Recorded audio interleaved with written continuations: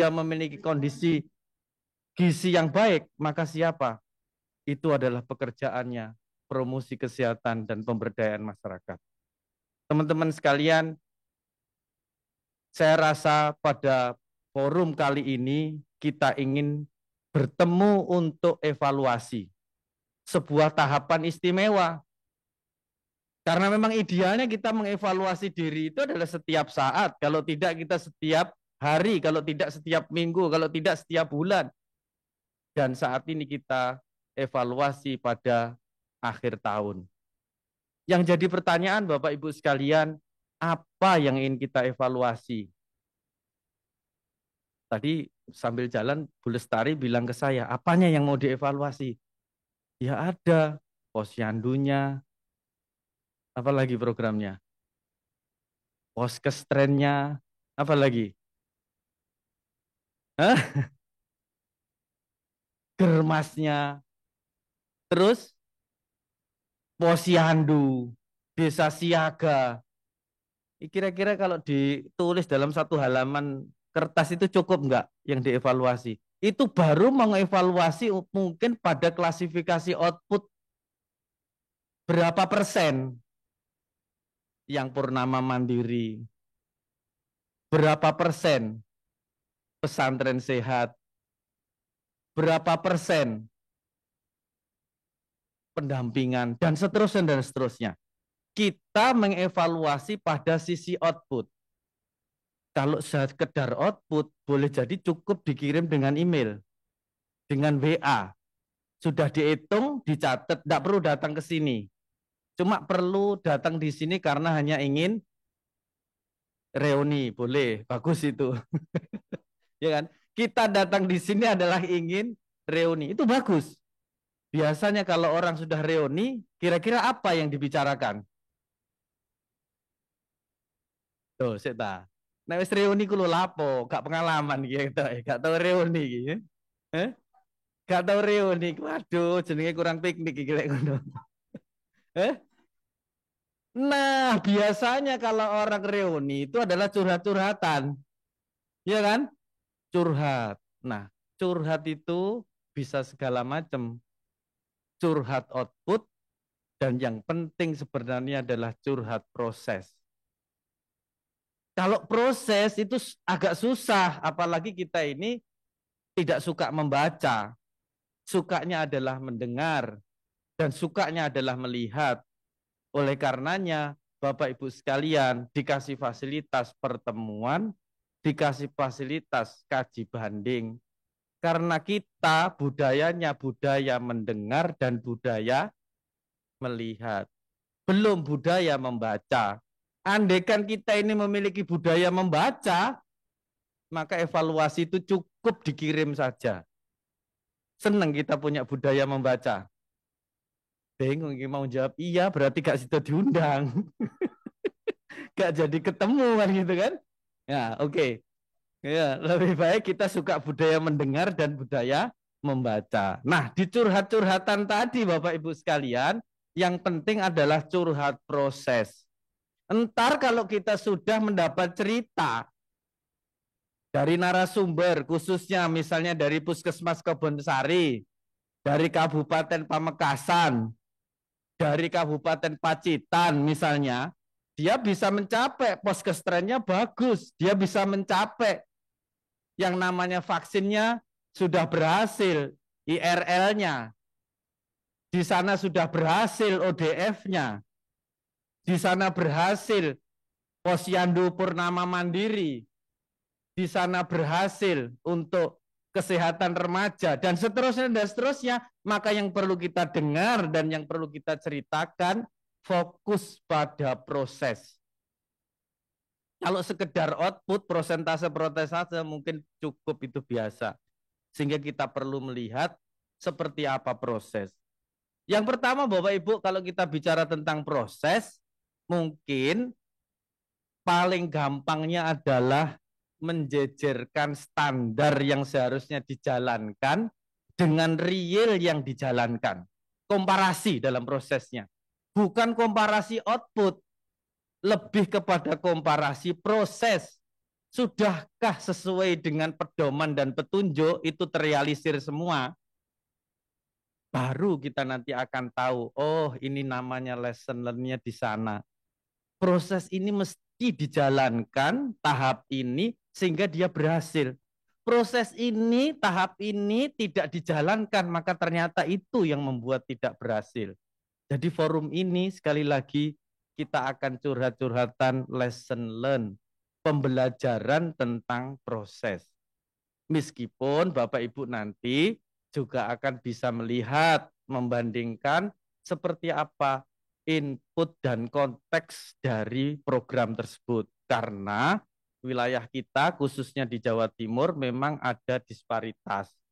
Ada yang di sana itu luar Jawa dan ada di sana itu Pulau Jawa. Betul. Loh, luar Jawa kan betul toh. Luar pulau maksud saya. Ya. Yeah. Tapi kalau dikatakan Jawa Timur ya sama Jawa Timur kan. Ada Madura pulaunya, ada Bawean, betul ya. Ada Pulau Sapeken, banyak kalau pulaunya di luar Pulau Jawa. Ya. Nah, ini disparitas dengan segala kondisi masing-masing itu sebagai input. Boleh itu mungkin bisa dibandingkan satu dengan yang lain. Tapi sekali lagi kita tekankan evaluasi ini mudah-mudahan bisa mencatat proses. Kiranya itu saja Bapak Ibu, tak lihat ibu-ibu kok wis tegang ini, iya kan? Oh ya, baik. Kiranya itu saja ya dapat kita sampaikan. Mudah-mudahan nanti kita akan berproses. Selain kita mengevaluasi hasil kita juga akan bisa mendengarkan, bisa mendapatkan wawasan dari para narasumber, khususnya dari Kementerian Kesehatan, hal-hal baru yang perlu kita adopsi dan kemudian bisa memberikan hasil yang terbaik untuk kesehatan di Jawa Timur dan kabupaten kita semuanya. Kiranya itu, sekali lagi terima kasih. Tepuk tangannya gak ono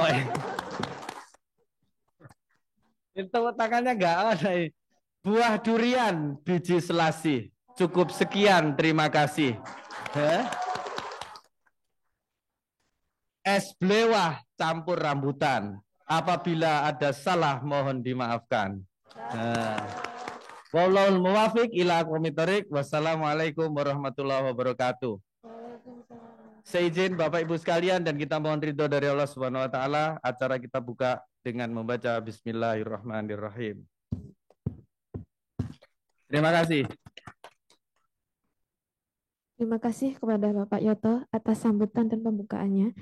Baik, kita akan menuju ke acara inti. Bu Direktur sampun hadir.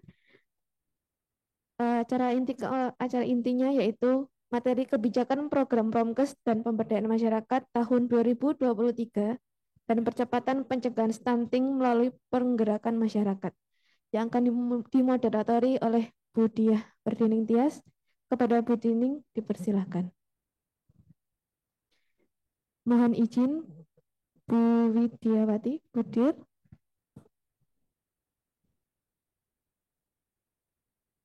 Hadir, Mbak.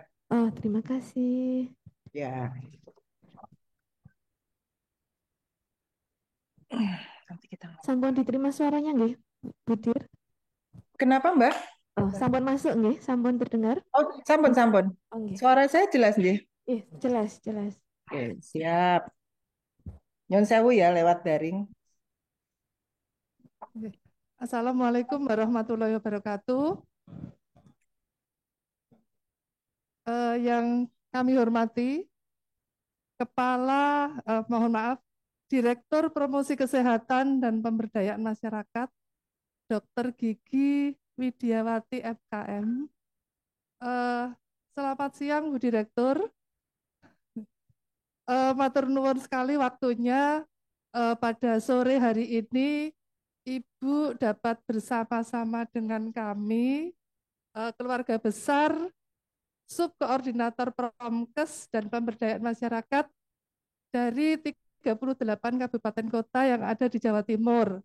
Ya, kami juga berterima kasih kepada Ibu yang sudah meluangkan kesempatan untuk bersama-sama meskipun melalui daring, Ibu.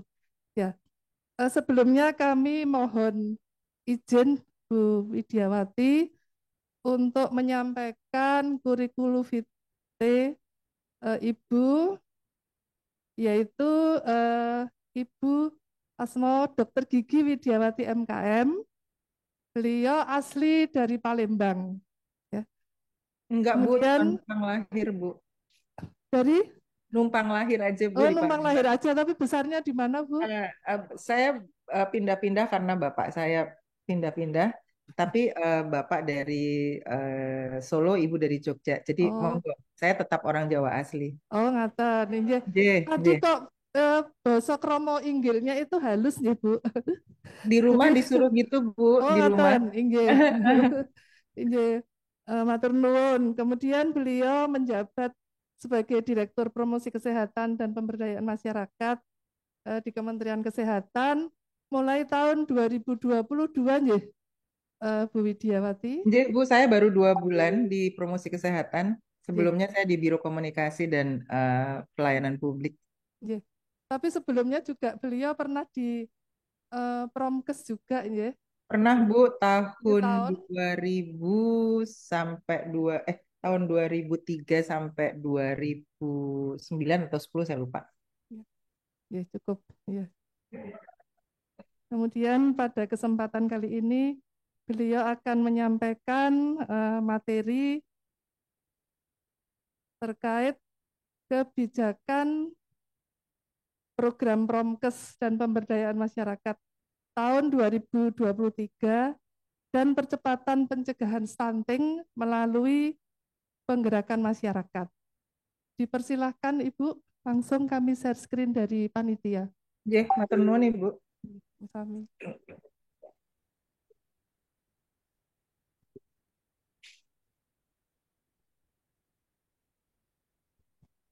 Baik, boleh saya mulai, Bu? Ya, baik, matur nuwun. Selamat siang, Assalamualaikum warahmatullahi wabarakatuh. Selamat siang kepada Bapak dan Ibu semuanya, keluarga besar Promkes Jawa Timur. Senang sekali saya bisa menjadi bagian dari Bapak dan Ibu semuanya. Walaupun saya baru 2 bulan di sini, saya mencoba untuk sharing apa yang saya tahu di Promkes. Soalnya Promkes yang zaman saya dulu hidup berbeda sekali, udah jauh beda banget dengan saat ini. Jadi saya mencoba untuk Promkes di transformasi saat ini. Baik, lanjut, Ibu, monggo. Ini adalah program prioritas pembangunan nasional. Di sini kita lihat ada 5 prioritas untuk meningkatkan pelayanan kesehatan. Utama yang kita tahu adalah kesehatan dasar. Ada promotif dan preventif, kemudian juga inovasi dan pemanfaatan teknologi. Di sini juga kita punya 15 indikator sasaran pokok pembangunan kesehatan. Bisa Bapak dan Ibu lihat. Dan kita akan terbagi menjadi 3 yang besar adalah posyandu aktif, kemudian stunting, kemudian germas. Tanpa bisa dipungkiri bahwa ketiga ini ada ada samanya, ada ketemunya. Misalnya saja posyandu aktif ketemu dengan stunting, kemudian juga germas ketemu dengan yang stunting juga. Jadi ini saling menghubungi, saling terkait. Bagaimana 15 indikator sasaran pokok ini kita gunakan untuk pembangunan kesehatan. Jadi terbagi juga menjadi 5 prioritas tadi adalah peningkatan kesehatan ibu dan anak dan reproduksi, kemudian percepatan perbaikan gizi masyarakat, peningkatan pengendalian penyakit. Nah, yang kita pegang juga adalah pembudayaan gerakan masyarakat hidup sehat. Ini adalah germas yang menjadi juga prioritas dari promosi kesehatan dan juga penguatan sistem kesehatan. Lanjut. Transformasi kesehatan, sistem kesehatan 2021-2024 ini adalah arahan dari Presiden. Dan kita ada 6 pilar transformasi. Ada transformasi layanan primer, ada transformasi layanan rujukan, kemudian transformasi sistem ketahanan kesehatan, transformasi sistem pembiayaan kesehatan, SDM kesehatan, dan juga transformasi teknologi kesehatan. Tetapi kita ada di transformasi layanan primer dan di dalamnya ada pekerjaan kita Promkes adalah edukasi penduduk, kemudian pencegahan primer, pencegahan sekunder, dan berikutnya di luar itu adalah meningkatkan kapasitas dan kapabilitas pelayanan primer. Jadi di dalam edukasi penduduk di sini kita bisa lihat yang ditargetkan adalah 7 campaign utama terkait dengan imunisasi, terkait dengan gizi seimbang, olahraga, anti rokok, sanitasi, kebersihan lingkungan, screening penyakit, kepatuhan pengobatan. Di pencegahan primer demikian juga penambahan imunisasi yang tadinya 11 ya kalau nggak salah menjadi 14 dan perluasan cakupan seluruh Indonesia. Kemudian di pencegahan sekundernya ada screening 14 penyakit penyebab kematian tertinggi di tiap sasaran usia. Sekarang di transformasi ini kita pakai siklus kehidupan gitu ya. Siklus kehidupan dari remaja, kemudian bumil, kemudian lansia. Jadi itu yang kita dengungkan siklus kehidupan di dalam transformasi kesehatan. Lanjut. Nah, ini adalah pemetaan 10 beban kesehatan terbesar per kelompok usia yang kalau kita lihat itu akan kalau terkait dengan ekonomi akan menyedot banyak keuangan negara apabila kita tidak menanganinya menjadi tidak beban kesehatan. Nah, di sini ada kategori usia life cycle. Dan ini adalah peringkatnya, ada peringkat 1 sampai 10 dan kemudian kita bagi menjadi kategorinya ada bayi dan balita, ada anak-anak, ada remaja, ada usia produktif, dan ada lansia. Kita tahu penyebab kematian ini sangat besar di 10 beban kesehatan ini. Jadi kita di dalam transformasi ini kita harus bagaimana 10 beban kesehatan itu per kelompok usia akan menjadi beban yang minimal yang nantinya di tahun-tahun berikutnya tidak akan menjadi sebuah beban perekonomian. Lanjut. Monggo. Nah, ini adalah indikator promosi kesehatan dan pemberdayaan masyarakat tahun 2020-2024. Proyek prioritasnya adalah penguatan promosi germas, kemudian penyusunan pedoman atau regulasi, rekomendasi kebijakan penerapan germas, sampai kepada pembinaan posyandu aktif. Kita lihat nih indikatornya nih, 2020 targetnya 30%, tercapainya 33, bagus nih. Kemudian 2021 targetnya 35, tercapainya 45%. Tapi di tahun 2022 mungkin juga kita juga bisa tahu bahwa ada pandemi di antara 2020 sampai 2022, ya kan? Ada pandemi walaupun memang cukup landai, tetapi ada beberapa faktor yang mempengaruhi sehingga capaiannya tidak mencapai target. Sementara di 2023 targetnya akan lebih besar, gitu ya. Ini juga akan terjadi pada presentasi kabupaten kota dan jumlah pedoman regulasi juga. Kalau pedoman regulasi target di 2022 sudah tercapai, kemudian presentasi kabupaten kotanya ini yang tidak tercapai juga. Dari 90 targetnya menjadi 25,49%. Masih banyak yang harus dibenahi di dalam kegiatan indikator ini. Lanjut. Nah, saya tahu yakin banget ini bapak-bapak dan ibu-ibu udah paling canggihnya di Promkes. Bahkan mungkin saya harus belajar juga dari bapak dan ibu yang sehari-harinya bergulat dengan promosi kesehatan. Tetapi kita sharing saja di sini. Di sini metode promosi kesehatan sudah dikenal banget. Ada advokasi dan dukungan kebijakan. Kemudian kita ke pemberdayaan dan peningkatan peran masyarakat. Ini udah makanan sehari-hari deh Bapak sama Ibu. Kemudian ada KIE, campaign dan penyebar luasan informasi. Dan kemudian yang paling penting yang sekarang Pak Menkes inginkan adalah membangun kemitraan.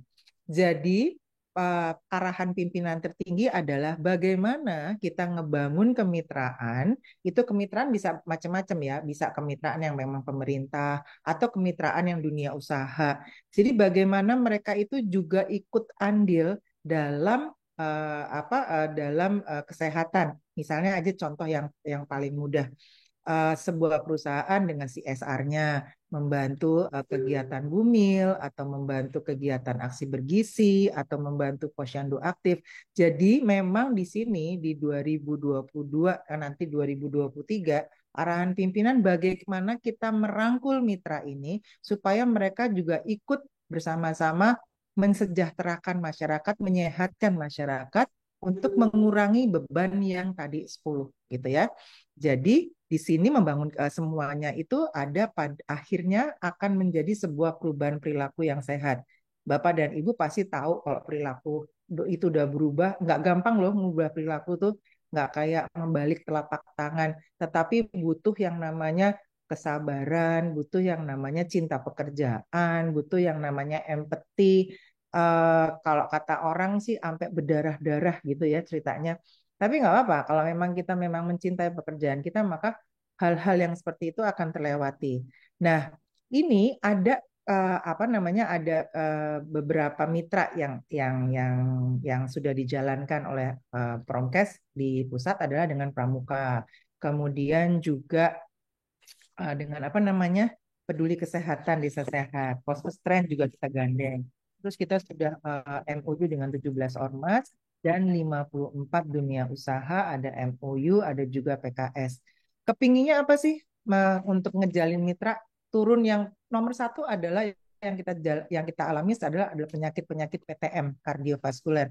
Ada jantung, ada diabetes, ada stroke. Nah, itu tuh penyakit-penyakit yang diem-diem tiba-tiba ada. Karena apa? Karena perilakunya tidak sehat gitu ya.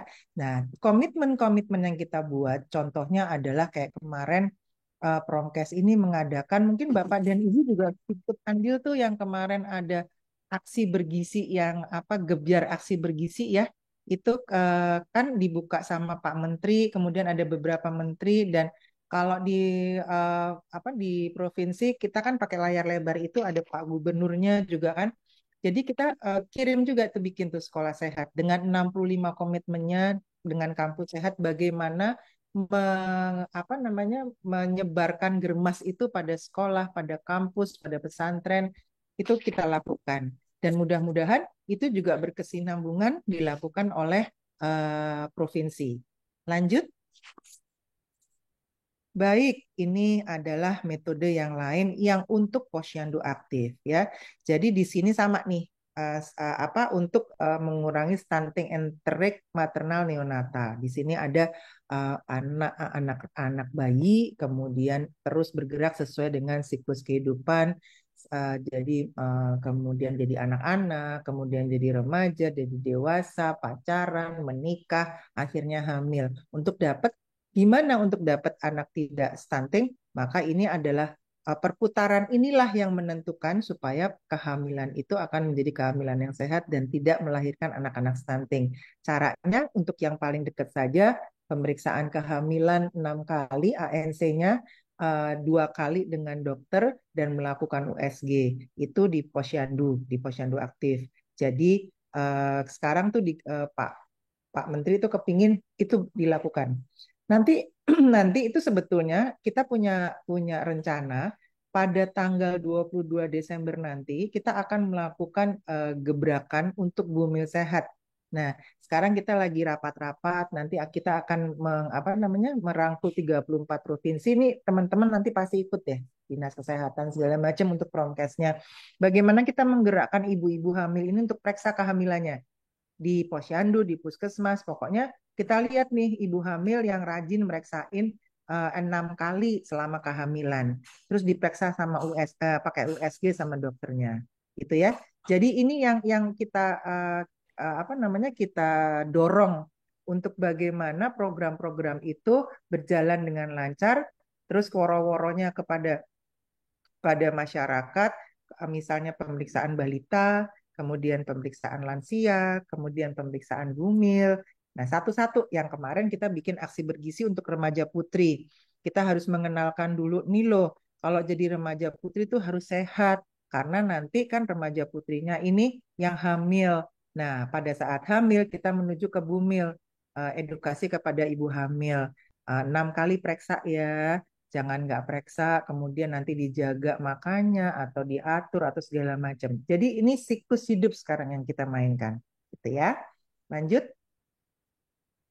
Baik, ini adalah 4 inisiatif utama untuk transformasi layanan primer. Kita ada di nomor 3 di edukasi kesehatan, pemberdayaan dan penguatan peran kader sebagai agen pemberdayaan kesehatan masyarakat, kemudian penguatan campaign, gerakan-gerakan, terutama program prioritas saat ini.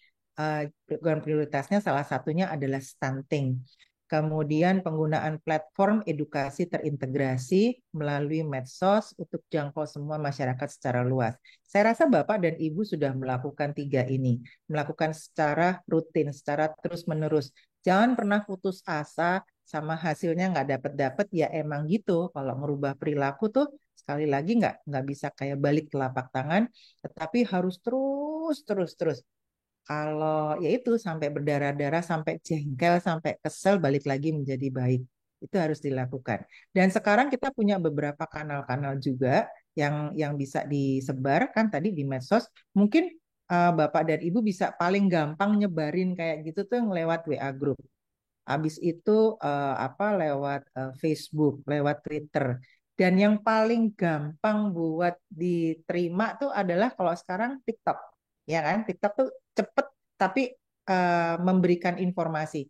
Kami dulu waktu saya masih di Biro Komunikasi, itu saya selalu bikin TikTok edukasi gitu ya. Dan sekarang saya juga titip nih sama teman-teman Biro Komunikasi, bikinin dong, kemarin kita monggo dilihat aja, dibuka di webnya Kemenkes.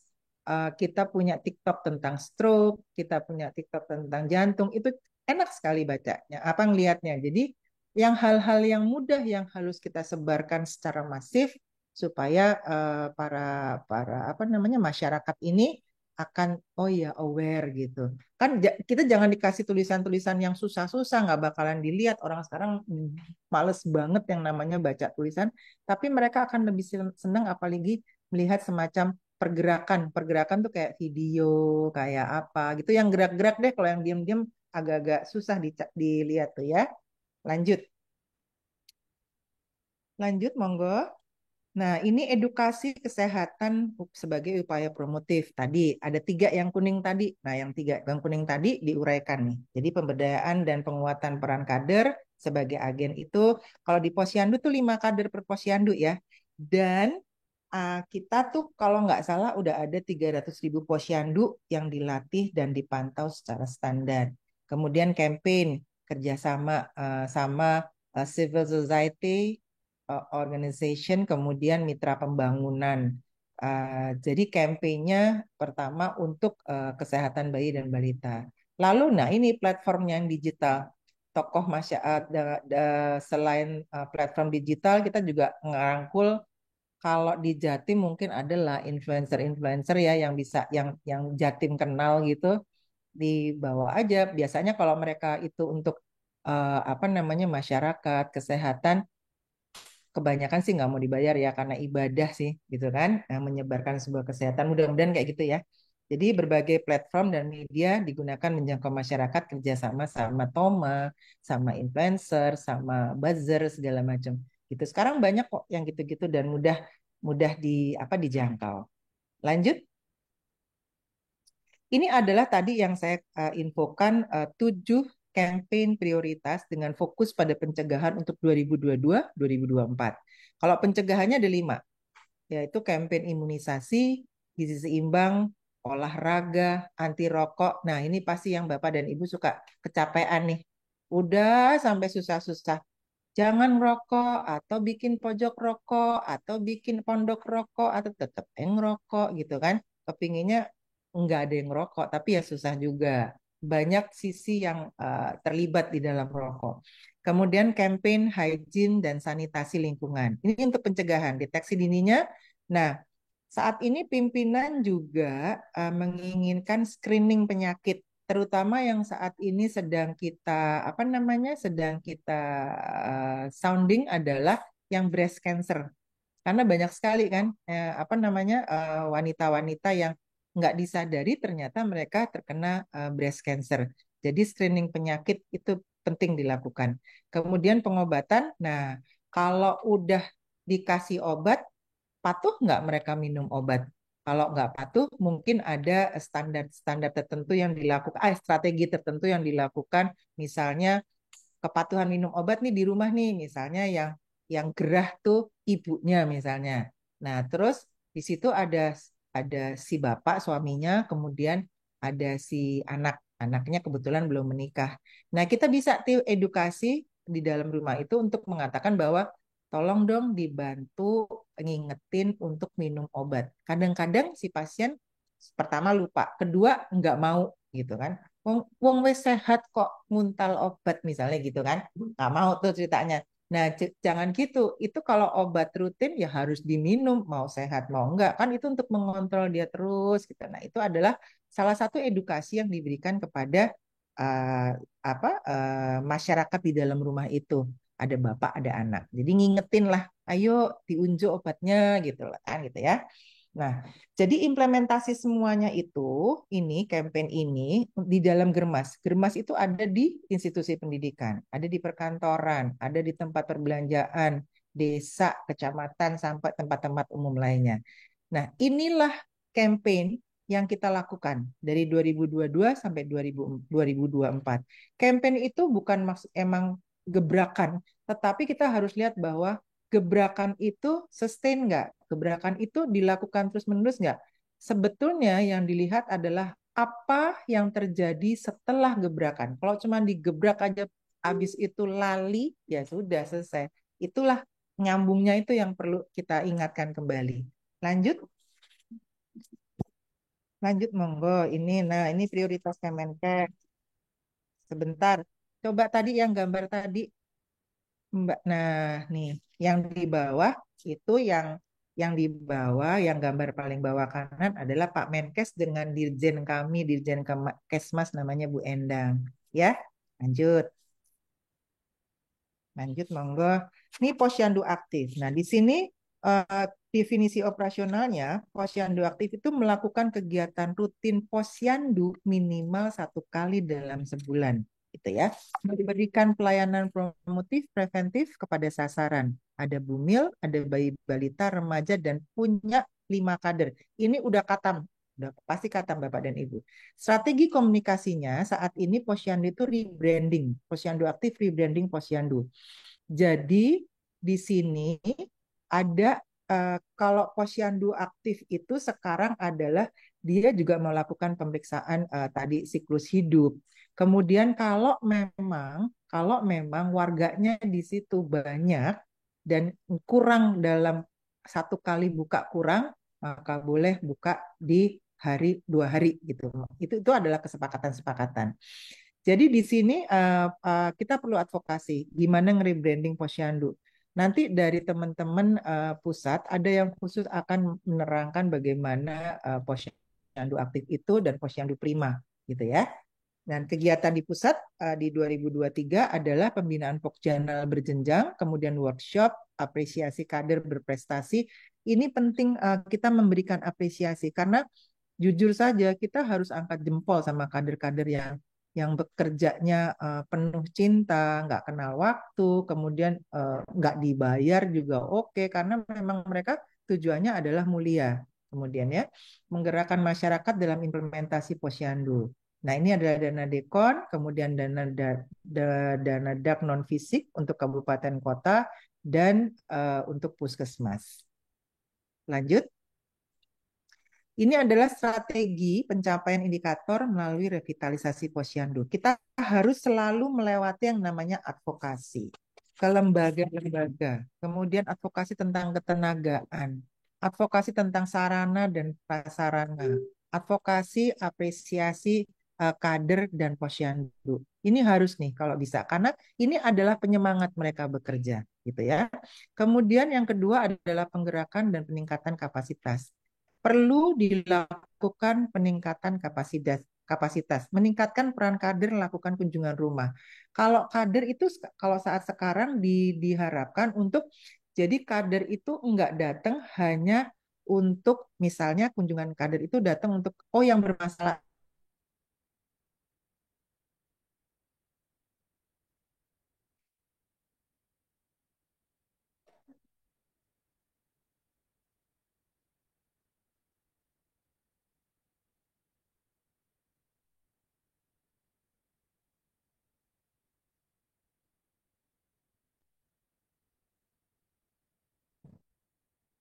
Mohon maaf, Budir. Ada yang gimana. Nah, itu kita harus menerangkan.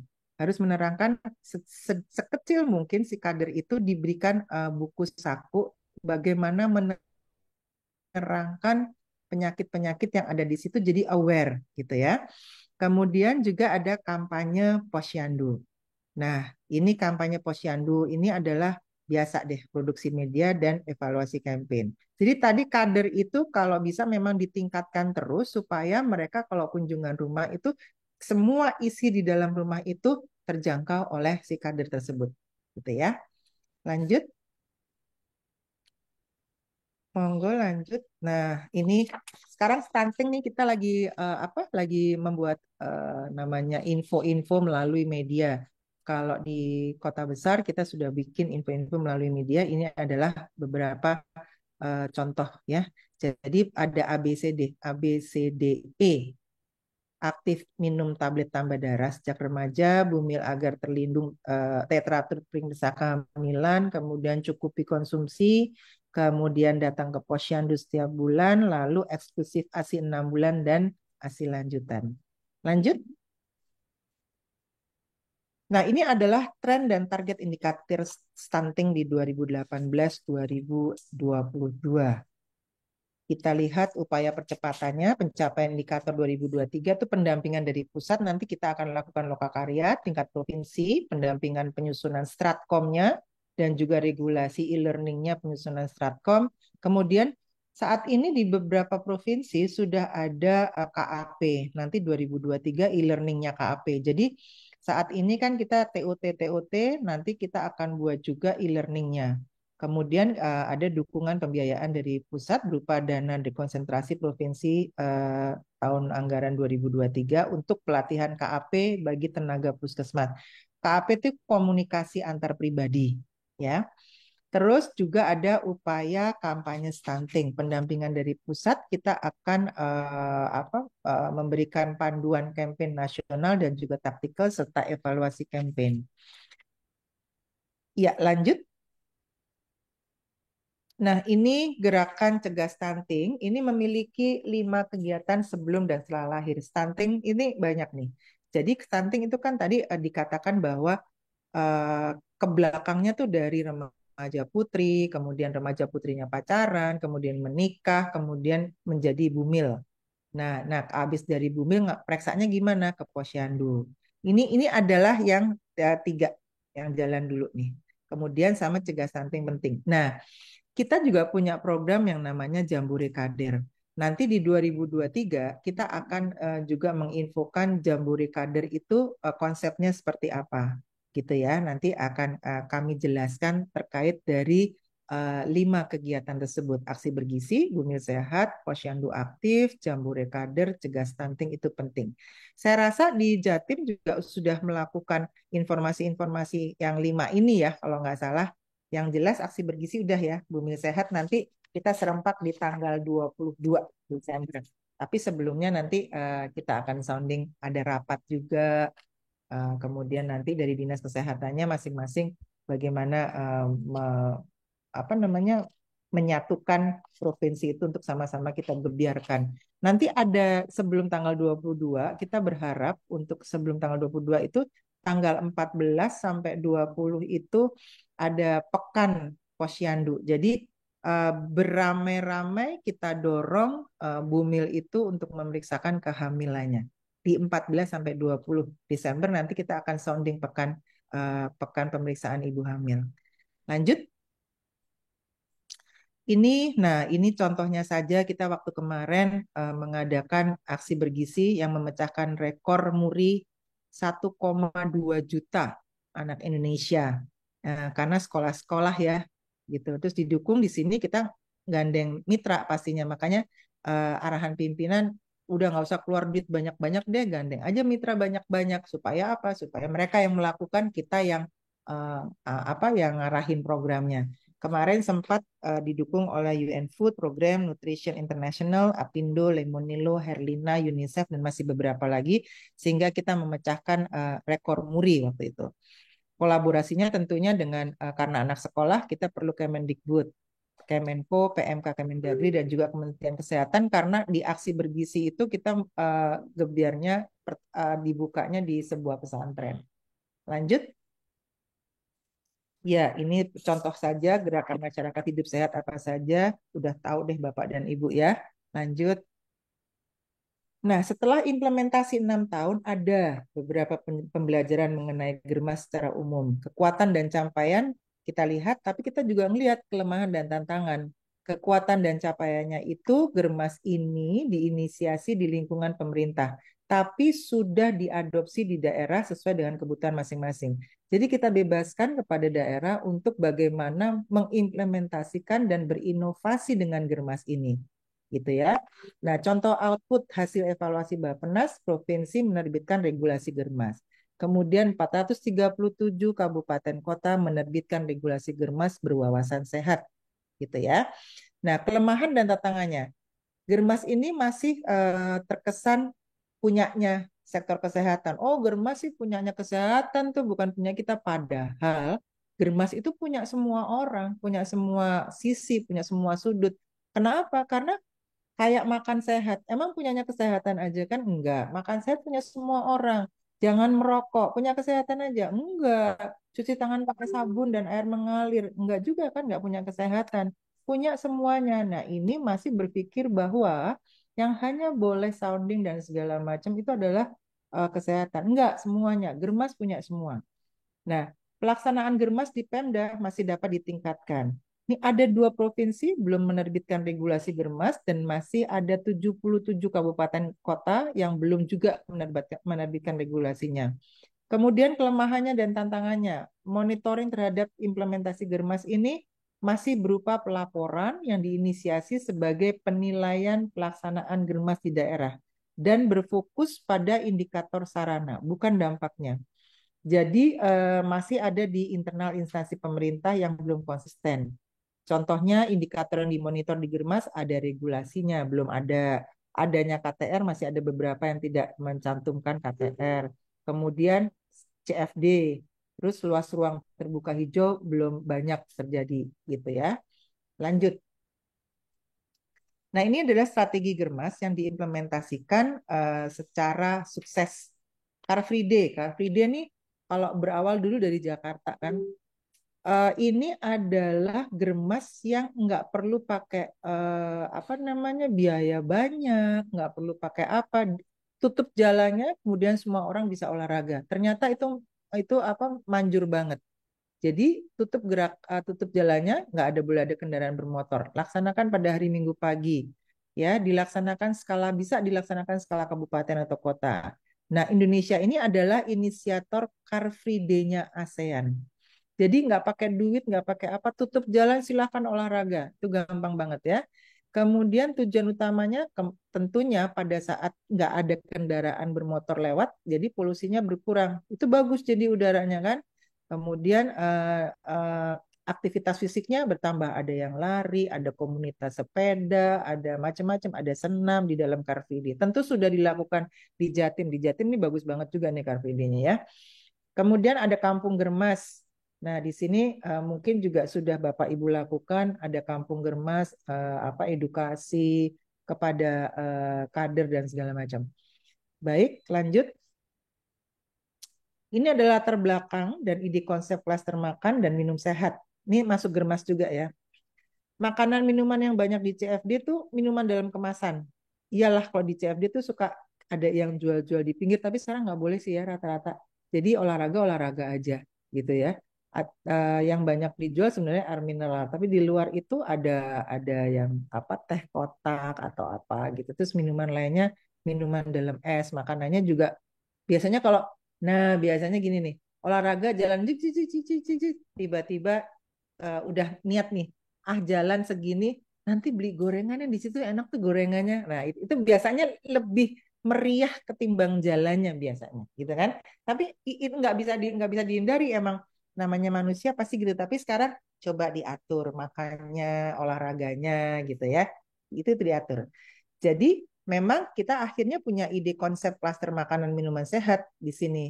Perlu apa supaya nggak nanti pikirannya jalan-jalan kemudian beli gorengan. Tapi enak loh. beli gorengan habis makan, habis jalan, kemudian nongkrong beli gorengan, terus ada apa namanya lontong sayur segala macam, meriah banget ya. Nah, kita jangan jangan sampai seperti itu terus-menerus, makanya perlu adanya media edukasi di daerah-daerah CFD dan juga untuk pedagang makanan dan minumannya. Perlu diedukasi juga. Terus buat area khusus, pengaturan khusus buat pedagang makanan dan minuman supaya pedagang dan minuman sehat, pedagang itu juga kasih makanan yang sehat. Misalnya gini, dia mau goreng minyaknya jangan sampai hitam. Kalau udah mau jelek diganti, misalnya begitu ya. Lanjut. Ini strategi inovasi dalam penurunan penyakit berikutnya adalah TB, HIV, perilaku merokok gitu ya, dan juga obesitas. Nah, Germas ini adalah sepedanya nih, sepedanya sebagai apa namanya penurunan salah satu penurunan penyakit-penyakit tersebut. Jadi peningkatan aktivitas fisik, kemudian ada edukasi dan campaign peningkatan perilaku hidup sehat. Saya nggak bacakan semuanya karena Bapak dan Ibu bisa nih dapat ini PPT ini. Kemudian penyediaan pangan sehat dan percepatan perbaikan gizi. Lalu ada pencegahan dan deteksi dini. Ini yang screening yang tadi saya katakan adalah pencegahan. Kemudian peningkatan kualitas lingkungan hidup. Jadi salah satunya adalah mengurangi sedikit polusi dalam berapa jam itu melalui Car Free Day. Kemudian kita bikin ruang-ruang terbuka hijau. Kemudian ada bank sampah, air bersih dan sanitasi dasar. Gitu ya. Lanjut. Ini adalah program prioritas life cycle-nya. Ada maternal neonatal disorder, ada entrik, ada kardiovaskuler. Lanjut, monggo. Kita masuk ke maternal neonatal disorder. Strategi dan gerakan pencegahan maternal ini perlu, sekali lagi, kita pasti perlu campaign, kita pasti perlu edukasi. Untuk edukasi dan campaign itu bisa dilakukan di beberapa kanal. Kanal-kanalnya sudah tahu, ada Facebook, ada Twitter, yang paling gampang dijangkau adalah WA. Kemudian juga ada media luar ruang yang namanya billboard gitu ya. Kemudian ada Videotron. Kemudian kalau yang di tempat yang lain ada juga talk show, ada dialog interaktif. Nah, di sini maternal neonatal disorder kata kuncinya yang sudah kita lakukan apa namanya analisis situasi yang perlu dihimbau kepada ibu-ibu hamil adalah minum tablet tambah darah selama kehamilan, kemudian konsumsi makanan gizi seimbang, terus memeriksakan kehamilan didampingi oleh suami dan keluarga.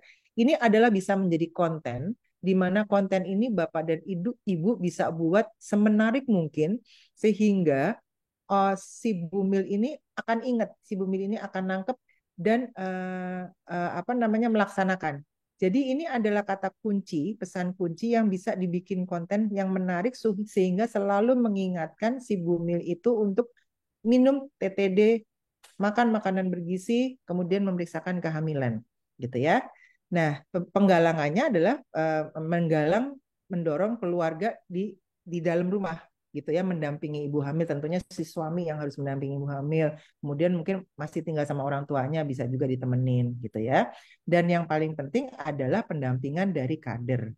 Nah, gerakan-gerakannya ini adalah kita masuk gerakan ke Bumi Sehat yang tadi saya katakan bahwa tanggal 22 kita akan bikin gebrakan di 34 provinsi. Mudah-mudahan ini menjadi sebuah gerakan yang habis itu sustain dilakukan oleh provinsi dan kabupaten, bagaimana mendorong si bumil itu untuk memeriksakan yang pertama adalah kehamilannya selama 6 kali, ya, gitu.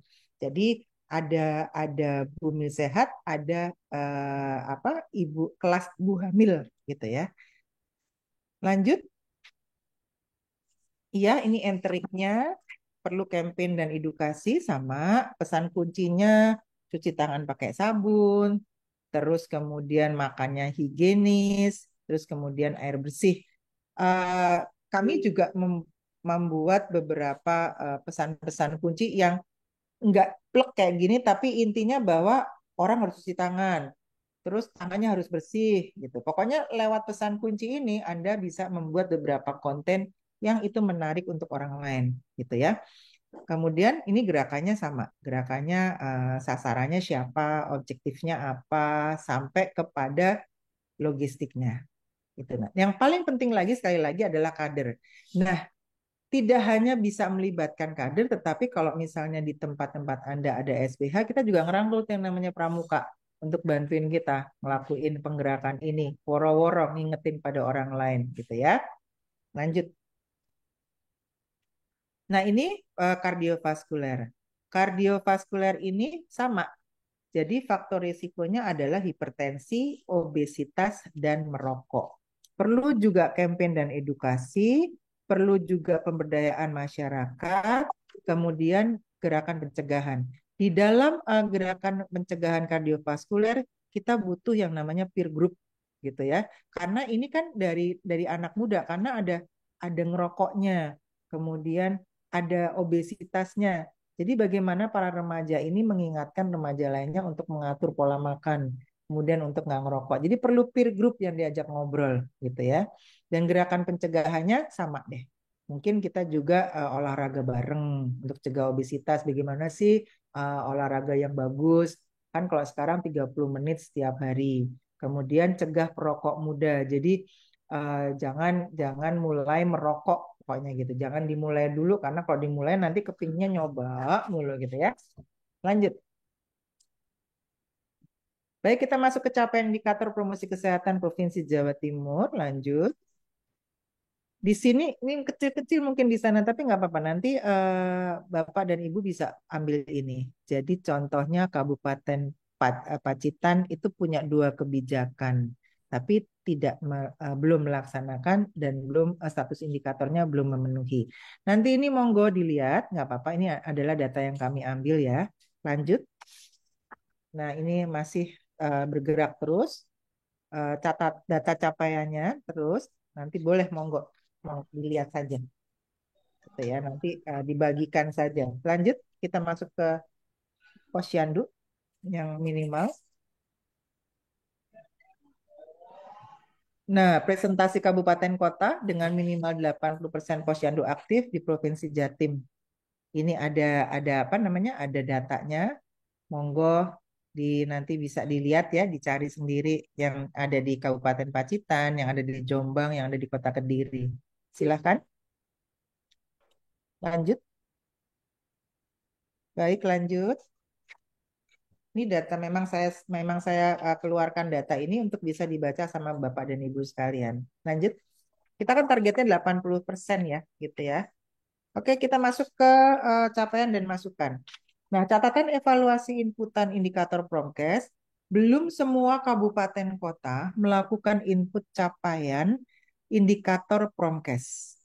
Belum mengupload atau salah upload laporan penggerakan, misalnya hanya foto atau surat undangan, dan atau mengupload kegiatan penggerakan puskesmas sehingga tidak bisa diverifikasi. Kemudian sudah input namun belum memenuhi kriteria karena belum selesai melakukan kegiatan. Penggerakan masyarakat belum 3 kali atau rapat Pokjanal Posyandu masih 2 kali. Ya, lanjut ada satu lagi masukannya. Melakukan input capaian indikator Germas, Posyandu aktif, dan pembinaan Posyandu. Upload dokumen yang sesuai, contohnya laporan penggerakan bukan hanya di foto atau surat undangan, tapi semua harus lengkap. Sehingga dapat terverifikasi oleh petugas. Lakukan kegiatan penggerakan masyarakat 3 kali, rapat Pokjanal 2 kali, atau peningkatan kapasitas. Nah, jika ada yang ingin diupdate, lakukan update dan save. Gitu. Yang terakhir adalah untuk masa depan anak Indonesia yang lebih cerah, cegah stunting itu penting. Terima kasih banyak. Wassalamualaikum warahmatullahi wabarakatuh. Kita berikan aplaus kepada Dr. Gigi Widiawati. Matur nuwun sangat Bu Widiawati sudah berkenan untuk bersama-sama dengan kami menyampaikan materi terkait kebijakan dan ternyata tadi Jawa Timur sudah sempat dievaluasi. Apakah menjadi salah satu provinsi yang terbaik atau masih kurang ya Bu Widya? Ya, baiklah. Semoga Ibu masih ada waktu apabila dari teman-teman ingin menyampaikan mungkin satu pertanyaan kepada beliau. Dipersilahkan teman-teman. Katanya hari ini reuni ya, jadi satu ya Bu Widiawati. Ya, mungkin suaranya hilang ya, ini suaranya Ibu. Ya, boleh monggo. Ini reuni apa Oh, ya, Mbak? ya, ini reuni setelah COVID, Oh, baru kali baru ini pertama. kita ketemu ya secara luring. Oh Di iya, daring terus Ibu. Jadi kami kebetulan ini ada anggaran dari APBD provinsi. Satu Nggih. kali ini kami sempatkan memang untuk merealisasikan Berapa begitu. hari ini ketemuannya? Hanya 1 malam, berakhir besok. Oh, kurang mestinya 2 malam. Kurang. Belum jalan, belum gini, belum, walaupun tetap di Surabaya kan kalau jalan-jalan bareng beda sama jalan-jalan sendiri, ya nggak? Ya, Tambahin 1 malam lagi 1 malam, gitu. iya. Mm-mm. Jadi, Mudah-mudahan untuk tahun depan ada fasilitasi seperti ini. amin. Baiklah, Bu Widiawati, ini dari Kabupaten Pamekasan. Nggih. Ingin menyampaikan pertanyaan kepada Ibu. Dipersilakan Pak Rizky. Ya, terima kasih. Pak Rizkinya mana? Pak Rizky-nya coba berdiri, Pak Rizky. Berdiri, oke. Nggih. Nggak kelihatan tapi. Ya, Bismillahirrahmanirrahim. Assalamualaikum warahmatullahi wabarakatuh. Waalaikumsalam. Warahmatullahi Ya, wabarakatuh. selamat sore Bu Direktur Promkes. Yang pertama yang saya ingin ketahui terkait dengan posyandu aktif yang di mana Jawa Timur sepertinya tidak memenuhi syarat untuk dinyatakan posyandu aktif.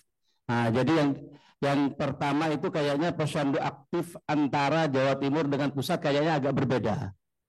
Jadi kalau di Jawa Timur sepertinya posyandu aktifnya itu diambilkan dari posyandu Purnama Mandiri. Jadi ini mungkin perlu lebih ditekankan mana yang kami pakai untuk selanjutnya. Terus yang kedua, kalau saya lihat tadi untuk kriteria posyandu aktif kayaknya itu mengambil dari data Komdat kayaknya ya, data Komdat. Terus terang kami di Kabupaten Pamekasan itu memang di 2021 kayaknya banyak kendala. Karena begitu kami memasukkan data hari ini data masuk, tetapi hari berikutnya hilang. Sudah kami konfirmasi ke pusat, ke bagian Pusdatin, pokoknya bagian Komdat, bagian pengelolanya katanya suruh tunggu, tapi sampai di akhir 2021 ternyata belum ada konfirmasi lebih lanjut. Sehingga terus terang untuk 2022 teman-teman itu menanyakan bagaimana terkait dengan aplikasi Komdat ini, karena tidak ada konfirmasi lagi gitu apa diteruskan atau bagaimana, sehingga saya melihat itu Pamekasan khususnya masih nol Komdatnya, kayak nggak terisi. Saya barusan dimarahi sama Pak Kabit, ini gimana, kerja apa tidak katanya, ini kebetulan di samping saya ini. Jadi mohon Bu Direktur terkait Komdat dan terkait BO untuk posyandu aktif mungkin itu lebih diperjelas lagi sehingga di 2023 mungkin kami akan berusaha lebih baik. Terima kasih. Wassalamualaikum warahmatullahi wabarakatuh.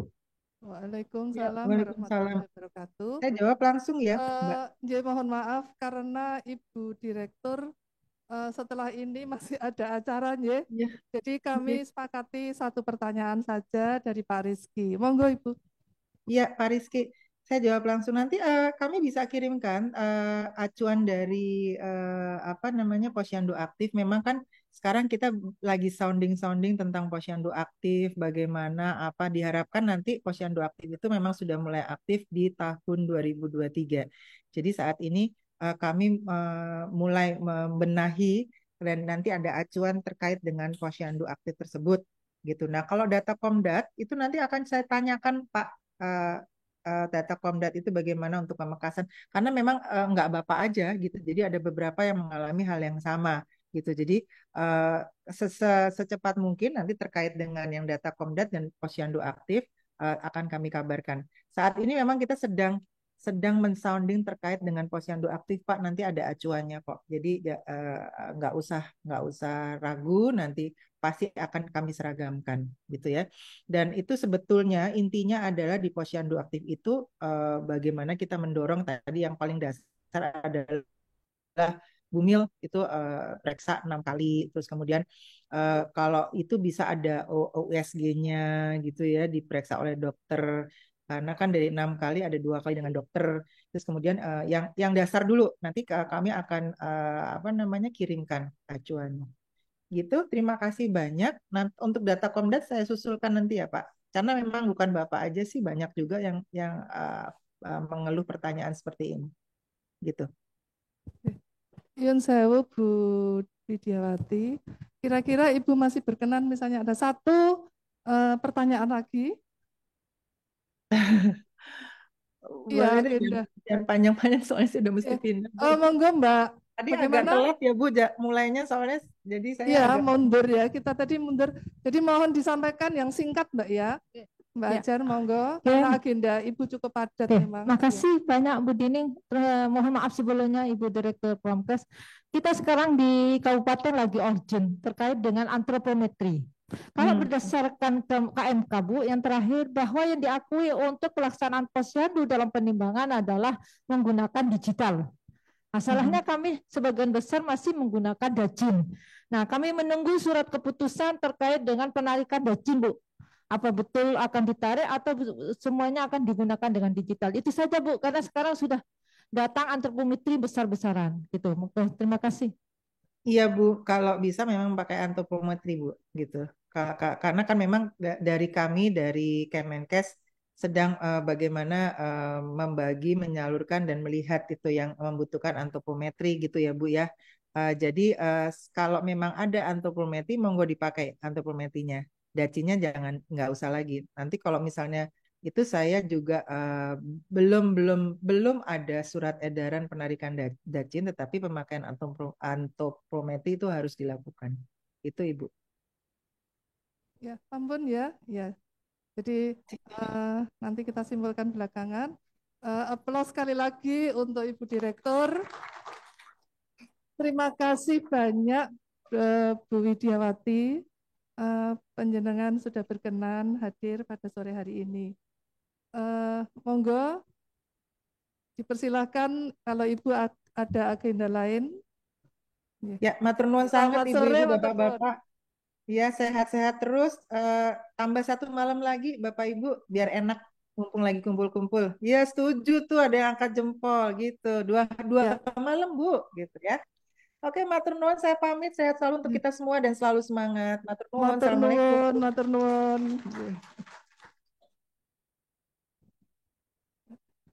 Jadi tadi sudah banyak sekali ya yang disampaikan oleh Ibu Direktur bahwa kebijakannya ternyata kita lebih banyak nanti ke arah penggerakan.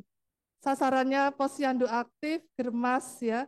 Tentunya dalam hal ini yang memang sekarang menjadi isu nasional untuk terkait pencegahan stunting. Monggo nanti materi ini lengkap sekali. Kita sepakati tentunya di penjenengan ada fasilitas dari dak non fisik ya, di mana Promkes di situ sudah ada tentunya perencanaan untuk tahun 2023. Kira cukup.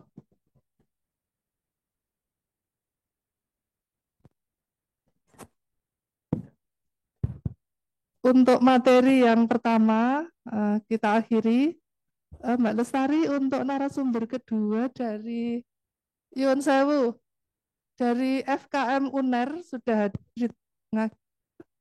Selanjutnya akan dimoderatori oleh Mbak Ida atau Bu Lestari mungkin. Monggo Mbak Lestari.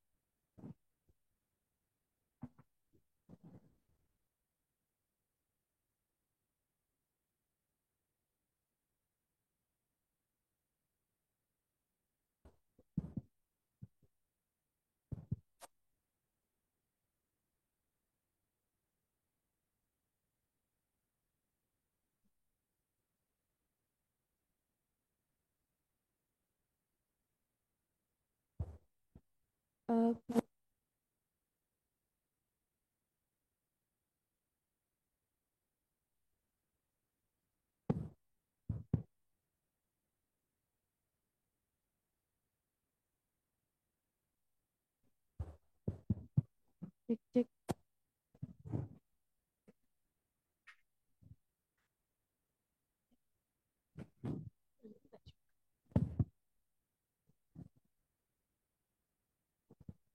Kepada Ibu Varyani, monggo.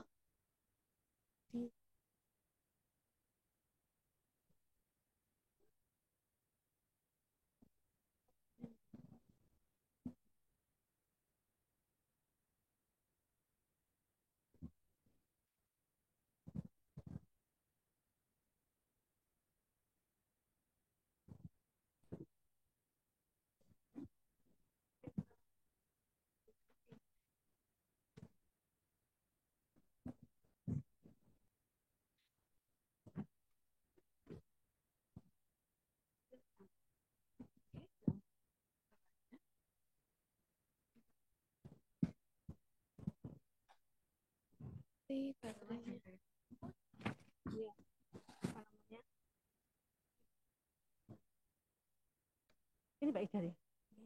Biasanya saya lewat. Harusnya bukan saya harusnya ya.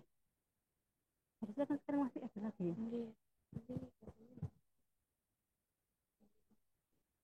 Apa harusnya? Enggak ya? Oh, apa dah selesai. Mungkin Anda urut nanti.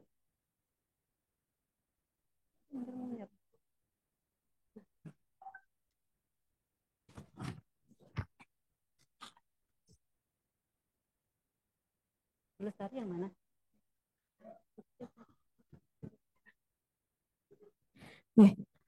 Alhamdulillah sampun hadir di tengah-tengah kita Dr. Varyani Syahrul, SKM MKes. Beliau adalah dosen dari FKM UNER yang akan menyampaikan materi terkait HCD.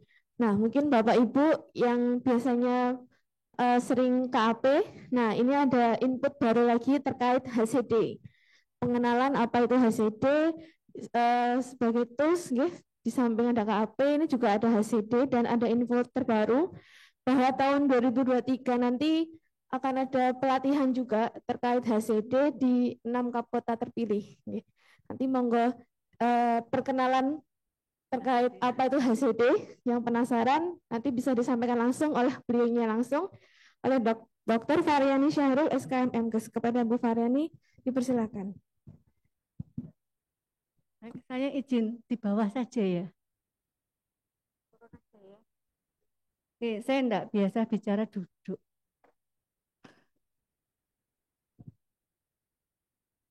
Baik. Assalamualaikum warahmatullahi wabarakatuh. Selamat sore, selamat bertemu kembali. Ini semua promkes nih. Oke. Saya merasa saya mesti menganggap promkes itu orang yang hebat. Kenapa hebat? Karena promkes itu tahu semua program. Nah, iya kan? Imunisasi butuh apa, minta tolong promkes. TB butuh apa, minta tolong promkes. Jadinya promkes itu tahu semua.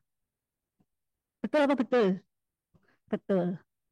Nah, saya diminta oleh panitia untuk menyampaikan metode HCD. Menurut saya mungkin dari Bapak Ibu yang hadir di sini sudah pernah ada yang tahu, bahkan mungkin sudah pernah ada yang melakukan HCD begitu. Karena beberapa bulan yang lalu kami sudah turun ke Situbondo, Bondowoso, terus di Madura, ya. Lalu waktu pelatihan itu Pasuruan, Malang itu juga hadir, ya. Cuman mungkin beda ya dengan yang hadir saat ini. Nih, jadi apa-apa kita yang sudah pernah mendapatkan, ayo kita sharing. Yang belum pernah, ayo kita kenalan dengan HCD. Yang menurut saya sebetulnya HCD ini bukan baru-baru amat gitu ya. Karena kalau kita lihat isinya, sebenarnya sudah seperti yang kita lakukan. Pertama kali saya dilatih HCD 4 hari mungkin ya. Itu saya merasa ini kayaknya bukan baru begitu. Karena apa? Nanti kalau Anda lihat isinya mungkin seperti sudah pernah, cuman ini kayak ditata gitu ya, ditata, diurutkan, gitu, didetailkan. Jadi nanti mungkin ada poin-poin yang bisa Anda ambil begitu. Mbak nggak ada pointer ya, Mbak?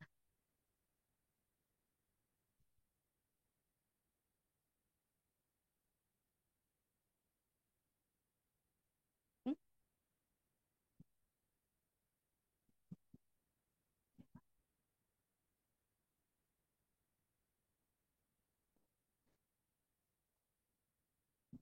Ini PPT-nya masih macet. Jadi kenapa latar belakang kenapa ada HCD dalam imunisasi itu karena kita semua tahu bahwa lagi-lagi pandemi yang disalahkan begitu ya. Tapi memang kenyataannya pada saat tahun 2020 itu memang cakupan imunisasi turun ya, cakupan imunisasi turun. Orang-orang pada takut membawa balitanya ke puskesmas, ke posyandu, ke rumah sakit, ke semua pelayanan kesehatan pada takut begitu. Sehingga cakupan imunisasi turun. Sebetulnya bukan hanya di Indonesia, di negara lain juga begitu. Ya itu alasannya kenapa kok HCD ini masuk di dalam program imunisasi. Nah, nggak apa-apa ya, ini biarin macet ya, saya bicara dulu ya. Dari beberapa studi literatur ditemukan ada sekian ratus alasan gitu ya. Kalau dikumpulkan sekian ratus alasan kenapa kok ibu tidak mau membawa anaknya imunisasi. Kenapa kok tidak mau, banyak sekali alasannya gitu ya. Yang itu dikumpulkan dari berbagai negara. Nah, berdasarkan banyaknya masalah tersebut, maka muncul HCD ini. Sebenarnya HCD sudah diterapkan di negara-negara lain selain Indonesia begitu ya. Sudah banyak praktik-praktik baik yang diterapkan di negara lain. Di kita juga sudah sebetulnya, tadi saya bilang tim kami beberapa bulan yang lalu sudah turun untuk HCD di tadi Situbondo, di Bondowoso, Pasuruan, di Madura begitu. Nah, harapannya semua kabupaten kota itu bisa memahami dan mungkin bisa mempraktekkan HCD jika diperlukan. Oleh karena itu kami diminta untuk mengenalkan yang belum kenal, untuk mengenalkan yang sudah kenal, untuk mengingat kembali gitu ya.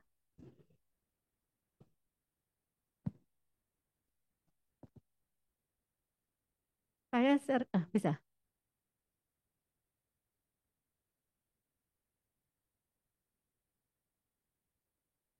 Nggak apa-apa Mbak, dijalankan dari sana aja, nggak usah dari sini. Ya.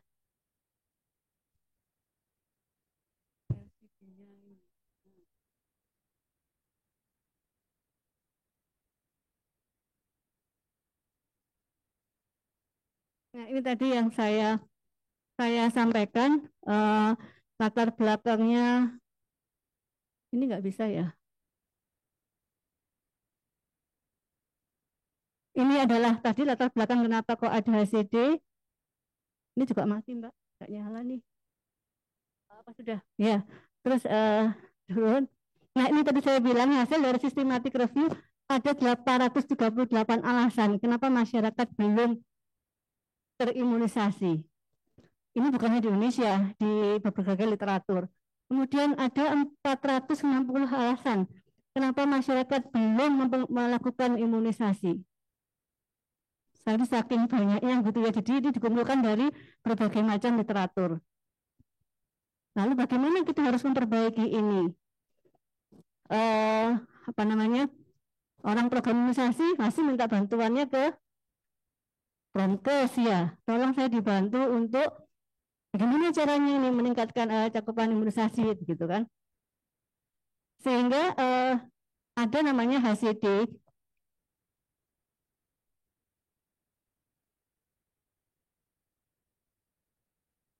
Atau kalau masih nggak bisa PPT-nya di-share, terus saya bicara pakai laptop. Bisa ya, gitu kan? Oh, LCD-nya. Jadi HCD itu kan human center design. Jadi kita melakukan suatu kegiatan yang berfokus kepada manusia. Memang selama ini nggak manusia ya Bu ya, manusia. Cuman maksudnya adalah berfokus kepada kelompok sasaran begitu. Karena kan kebutuhan kita dan kebutuhan mereka itu beda. Ya kan, kebutuhan kita menjalankan program dengan kebutuhan kita itu beda. Jadi kita berusaha untuk menempatkan posisi pada mereka. Sebenarnya di sini saya tampilkan ada beberapa literatur begitu ya untuk HCD.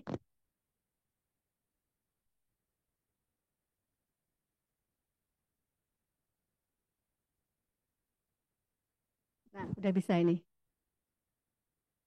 Pakai ini.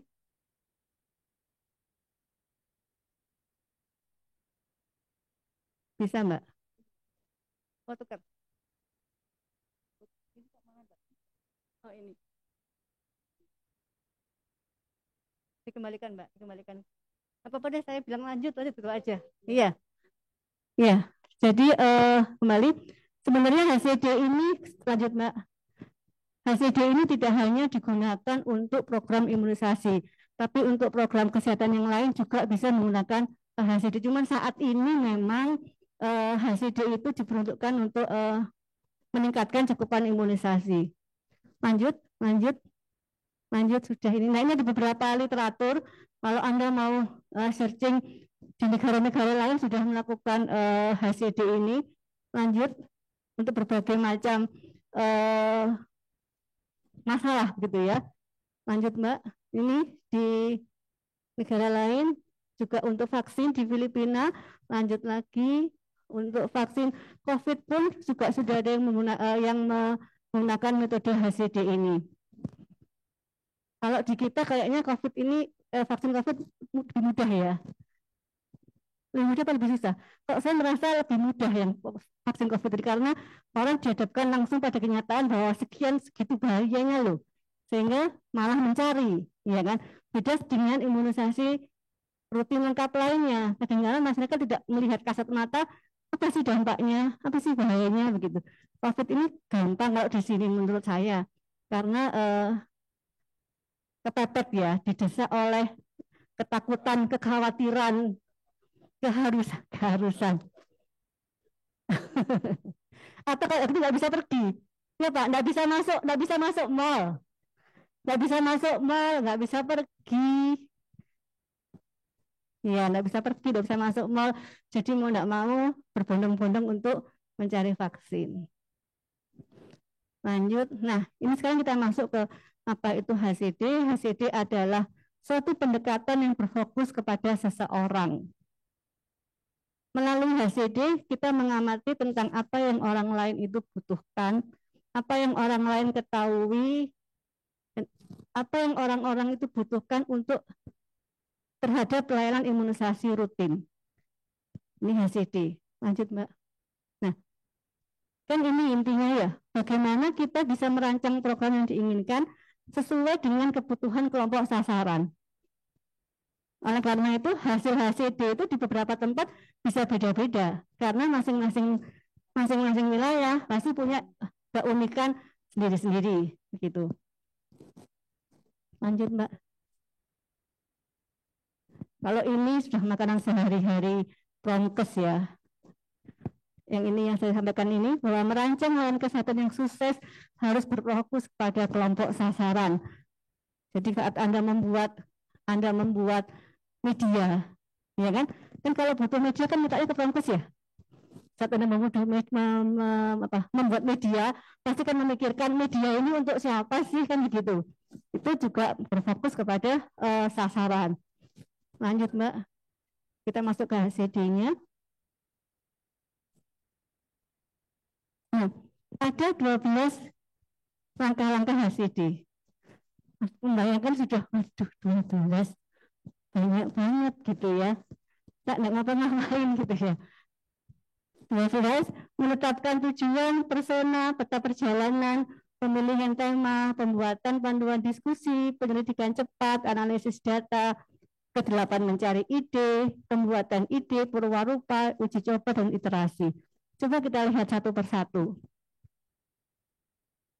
Lanjut, Mbak. Tidak kelihatan ya. Yang pertama adalah menetapkan tujuan. Untuk kali ini saya mungkin tidak akan sampai dalam ya, karena HCD ini kalau mau diberikan secara utuh sampai bagaimana melakukannya itu 4 hari. Dari pagi sampai sore saya 4 hari pagi sore baru selesai itu HCD-nya. Sekarang 1 jam ya. Yang pertama menetapkan tujuan. Nah, ini contoh tujuan yang kita tetapkan saat kita memulai melakukan HCD sesuai dengan kondisi wilayah masing-masing. Misalnya ini, 80% orang tua atau wali di Kabupaten Bandung mau membawa anak untuk melakukan imunisasi rutin. Jadi mesti disebutkan di mana, siapa di mana yang menjadi sasarannya. Mau di mana ini? Seperti ini jelas bahwa tujuannya nanti 80% itu para orang tua itu mau membawa anaknya untuk melakukan imunisasi rutin. Atau kedua, tujuannya tenaga kesehatan mau melakukan pendataan anak yang belum diimunisasi rutin dengan mudah. Karena kan harus sama-sama antara sasarannya. Kadang kita juga butuh, misalnya datanya nggak lengkap, nggak tahu siapa yang diimunisasi, siapa yang belum. Kan mungkin saja di suatu wilayah ada seperti itu. Sehingga muncullah tujuan nomor 2 ini, bahwa nakesnya mau melakukan pendataan siapa-siapa sih anak yang belum diimunisasi. Karena biasanya kalau anak itu sudah ke posyandu, tidak ada masalah. Tapi kan masalahnya adalah tidak semua anak itu ke posyandu. Terutama rumah-rumah yang rumah elit, rumah-rumahan perumahan besar itu kan kita nggak tahu anaknya diimunisasi apa tidak, karena tidak ke posyandu. Kan begitu. Kalau yang di posyandu datanya sudah ada begitu. Sehingga punya tujuan sebenarnya di wilayah kerja puskesmas saya ini sebenarnya banyak nggak sih yang diimunisasi? Kalau di puskesmasnya banyak perumahan-perumahan besar kan bisa nggak sesuai dengan data yang ada. Ya kan, karena yang dihitung hanya yang ke posyandu, yang nggak ke posyandu kan nggak dihitung gitu. Sehingga ada tujuan tenaga kesehatan mau melakukan pendataan anak gitu. Yang ketiga, misalnya tujuannya begini, informasi yang diberikan oleh puskesmas terkait dampak imunisasi rutin dapat bermanfaat dan mengubah perilaku orang tua. Karena kan kita mengedukasi seseorang itu biasanya kan posisinya orang tersebut bukannya belum tahu kan. Kalau kita bilang gelas itu kan tidak kosong kan, dia sudah punya pengetahuan. Yang mungkin saja salah, yang mungkin saja benar. Nah kalau salah berarti kan kita harus mengeluarkan gelas yang isinya air dulu ini, terus kita ganti dengan pengetahuan yang baru. Iya kan? Seperti hoax itu kan selama pandemi ini kan banyak banget ya hoax ya. Nah itu biasanya yang percaya adalah orang-orang yang menurut saya ya, yang nggak banyak kegiatan sehingga sering buka WA, baca, nganggur. Nah itu yang biasanya percaya. Nah kalau kita mengedukasi mereka, berarti kan harus dikeluarkan dulu nih dari benak mereka. Itu semua salah. Baru kita masukkan lagi yang baru. Sehingga muncullah tujuan yang nomor 3 ini. Lanjut. Langkah yang kedua. Langkah yang kedua adalah persona atau model karakter. Oh ternyata kalau putih nggak kelihatan ya. Nggak kelihatan ya. Siapakah persona itu adalah karakter yang akan kita gunakan untuk menggambarkan kelompok sasaran yang akan kita tuju. Jadi kalau yang sasaran kita adalah kelompok ibu balita, kita menentukan di kelompok ibu balita di wilayah kerja kita itu siapa ya yang menonjol, yang bisa diajak bicara, yang bisa jadi wakil ya, tanda kutip ya, wakil dari kelompok sasaran yang kita tuju nanti untuk kita ajak tahapan HCD ini. Itu yang disebut sebagai persona. Bukan persona ya, persona. Person di bahasa Indonesia kan gitu mungkin ya, person jadi persona gitu. Lanjut Mbak. Ini contohnya. Contohnya persona pertama. Dia adalah Pak Budi, dia seorang petani, dia memiliki 1 istri 2 anak balita, istrinya tidak bekerja. Di rumah Pak Budi pengaruh cukup dominan. Jadi ini kita mendeskripsikan menurut kita. Karena biasanya kan kalau kader itu kan hafal ya. Kalau kader di bawah kan hafal, oh Pak ini loh seperti ini kan hafal. Ini yang kita dulu mendeskripsikan ya sebelum Bapak tersebut diajak untuk melakukan ini. Kita deskripsikan. Cukup dominan karena selalu terlibat dalam memberikan keputusan untuk setiap kegiatan di rumah tangganya, termasuk imunisasi. Kita punya 1 persona. Yang kedua adalah Bu Lili. Bu Lili ini ketua PKK yang sudah melakukan rutin imunisasi rutin untuk anaknya meskipun di era COVID-19. Dia berusaha ingin memberikan contoh untuk ibu-ibu di desanya.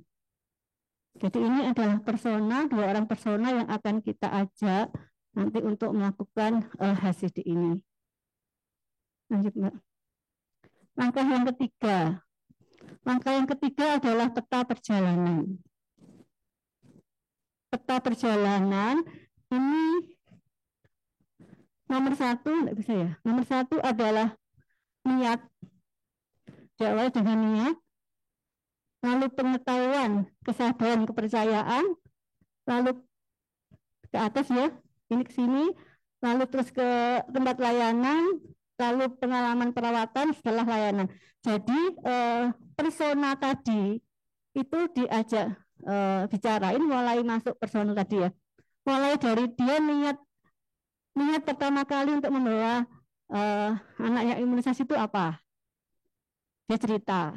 Setelah itu nomor 2 adalah nomor 2-nya nomor 1 ya, nomor 1 pengetahuan, maaf saya tidak kelihatan. Pengetahuan dulu, niat, terus persiapan waktu, biaya, tenaga.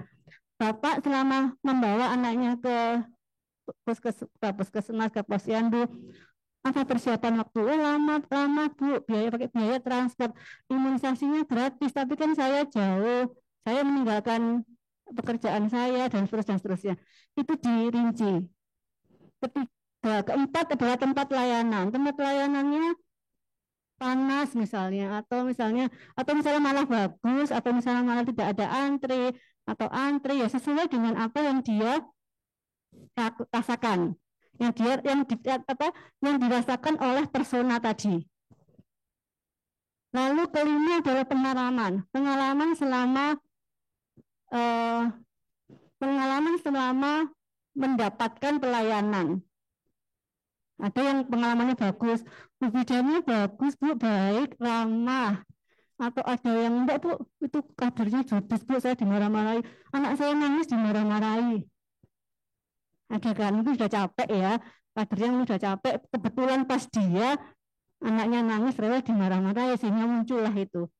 Pengalaman selama pelayanan. Yang terakhir adalah setelah layanan. Setelah layanan bagaimana? Nah ini, peta perjalanan ini gunanya adalah untuk, lanjut Mbak. Lanjut lagi. Ini, memetakan 3 hal ini. Dari peta tadi, kita bisa tahu, memetakan individu, memetakan hambatan, memetakan solusi. Jadi nanti solusi itu bisa muncul dari hambatan yang muncul. Lanjut, Mbak. Langkah keempat dan kelima, pemilihan tema. Yang keempat, pemilihan tema dan pembuatan panduan diskusi. Bisa Pak? Ya. Jadi langkah keempat dan kelima ini kita membuat tema pertanyaan, menulis pertanyaan, memilih metode, dan menyusun pertanyaan. Contoh metode yang bisa kita gunakan adalah, jadi ini kita mulai masuk ke persona atau ke sasaran itu ya. Bisa dengan metode tur keliling, Ini kalau waktunya banyak ya, karena metode tour keliling ini kita ikut persona itu sehari itu dia ngapain aja kita ikut begitu ya. Sama kalau penelitian yang partisipatif kan begitu, tapi ini bukan ya. Jadi kalau kita waktunya banyak, kita bisa mengamatinya dengan cara ikut. Yang ketiga adalah menggunakan metode kartu wawancara. Kartu wawancara ini, cuman ini adalah kita mesti punya berbagai macam kartu yang nanti bisa mewakili jawaban dari persona tadi. Ini keuntungannya adalah kalau persona itu tidak bisa mengungkapkan secara lisan, atau malu, atau takut, atau bagaimana, dia bisa memilih kartu mana yang sesuai dengan kondisi dia begitu. Kan ada kan orang yang nggak berani nggak bisa bicara, maksudnya bukan nggak bicara, nggak berani mengungkapkan hal yang benar atau takut atau khawatir. Dia mencari kartu yang sesuai itu ditunjukkan. Ini menggunakan kartu. Yang berikutnya adalah menggunakan metode simulasi. Kita coba simulasi kalau kita mau ya diajak simulasi kalau antri bagaimana, kalau saat konsultasi bagaimana, begitu ya, simulasi. Yang ketiga metode menggambar. Metode menggambar ini kalau personanya itu pintar menggambar, dia bisa melakukan dengan cara menggambar. Ini misalnya, biasanya ini terutama kalau misalnya dia menggambarkan di situasi di puskesmasnya itu ya antri Bu karena ini alurnya ini, nah dia bisa menggambar kalau orangnya pintar. Alurnya ini ke sini sehingga saya tidak berani membawa anak saya ke puskesmas karena ini alurnya sama dengan alur orang sakit gitu. Dia kan anaknya sehat. Kalau alurnya pendatang puskesmas itu kan sama ya, alurnya orang sakit, alurnya orang sehat kan jalurnya sama. Nah, itu nanti bisa timbul solusi. Jadi kalau ke puskesmas, kalau anak yang sehat jalurnya beda, kalau anak yang tidak, karena kalau penderita jalurnya beda, nah, itu bisa digambarkan. Yang berikutnya adalah metode dokumentasi. Ini sekarang ini ya, semua harus foto. Jadi kita mempelajari keseharian persona dengan cara dia mengirimkan foto kondisi dia sehari-hari. Kita juga begitu kan ya, kita kerja, kita supervisi harus foto. Nah, kalau gini foto, ini foto, nah ini sama ini. Jadi ini dengan cara berfoto, ini kekinian kalau ini ya, karena kita sekarang semua harus kirim foto gitu ya. Yang berikutnya adalah metode observasi antar rekan. Ini. Nah, itu sampai 5 seperti itu. Lalu keenam adalah penyelidikan cepat. Ini jangan dibayangkan melakukan penelitian ya. Penyelidikan cepat ini beda dengan penelitian konvensional. Penyelidikan cepat adalah pengumpulan data. Setelah kita tahu semua tadi, pengumpulan data secara singkat dan cepat. Untuk apa? Untuk kita memahami kondisi kelompok sasaran tadi. Langkahnya adalah identifikasi peserta. Jadi bisa 8 sampai 12 orang peserta.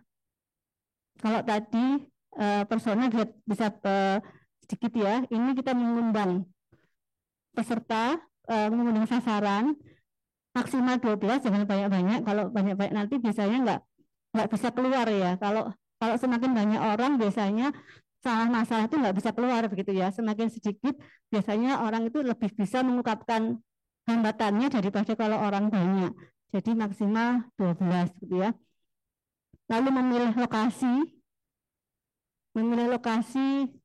di mana ya sebaiknya kita diskusi, kita ngomong sesuai tadi. Kita metodenya tadi apa? Kalau tadi metodenya kita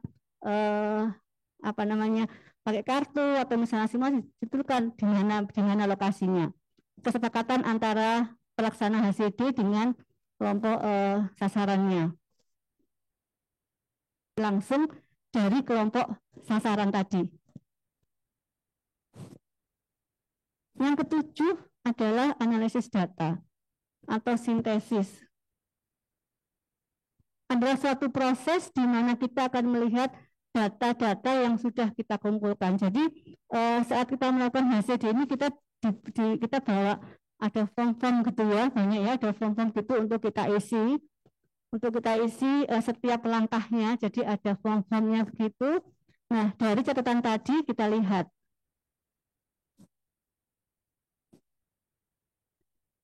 Nah, ini ada 4 aktivitas saat kita melakukan analisis. Yang pertama, diskusikan kutipan. Hasil dari kita diskusi tadi. Jadi nanti diskusinya itu ada notulennya, ada yang bagian foto, ada bagian nanya, begitu ya. Hasil tadi kita diskusikan apa yang muncul, lalu menemukan ide-ide yang menarik. Ini karena mungkin saja saat kita berinteraksi dengan kelompok sasaran muncul ide menarik dari mereka. Karena ide itu kan tidak hanya dari kita begitu ya. Mungkin saja pada saat kita berdialog dengan korban ide. Lalu dicatat semua saran-sarannya yang didapat dari kelompok sasaran. Nah, sekarang dari semua hal tadi kita mencari ide, lalu solusinya bagaimana begitu. Nah, solusi ini bisa kita lihat dari hambatan tadi. Di peta perjalanan itu ada hambatan. Nah, hambatan itu bisa menjadi jembatan untuk kita menemukan solusi. Ini contohnya. Hambatannya adalah keluarga Bapak Joni tidak tahu manfaat imunisasi rutin untuk anaknya. Kita mencari solusi yang nanti supaya agar ini ya, kesempatannya adalah bagaimana ya caranya agar bapak-bapak ini bisa tahu manfaat imunisasi. Kalau ibu-ibu tahu, karena ibu-ibu yang sering ke posyandu, atau ibu-ibu yang sering ngobrol dengan tetangga. Mungkin nanti di sini misalnya, kalau bapak-bapak berarti mungkin saat setelah sholat di masjid, di musola.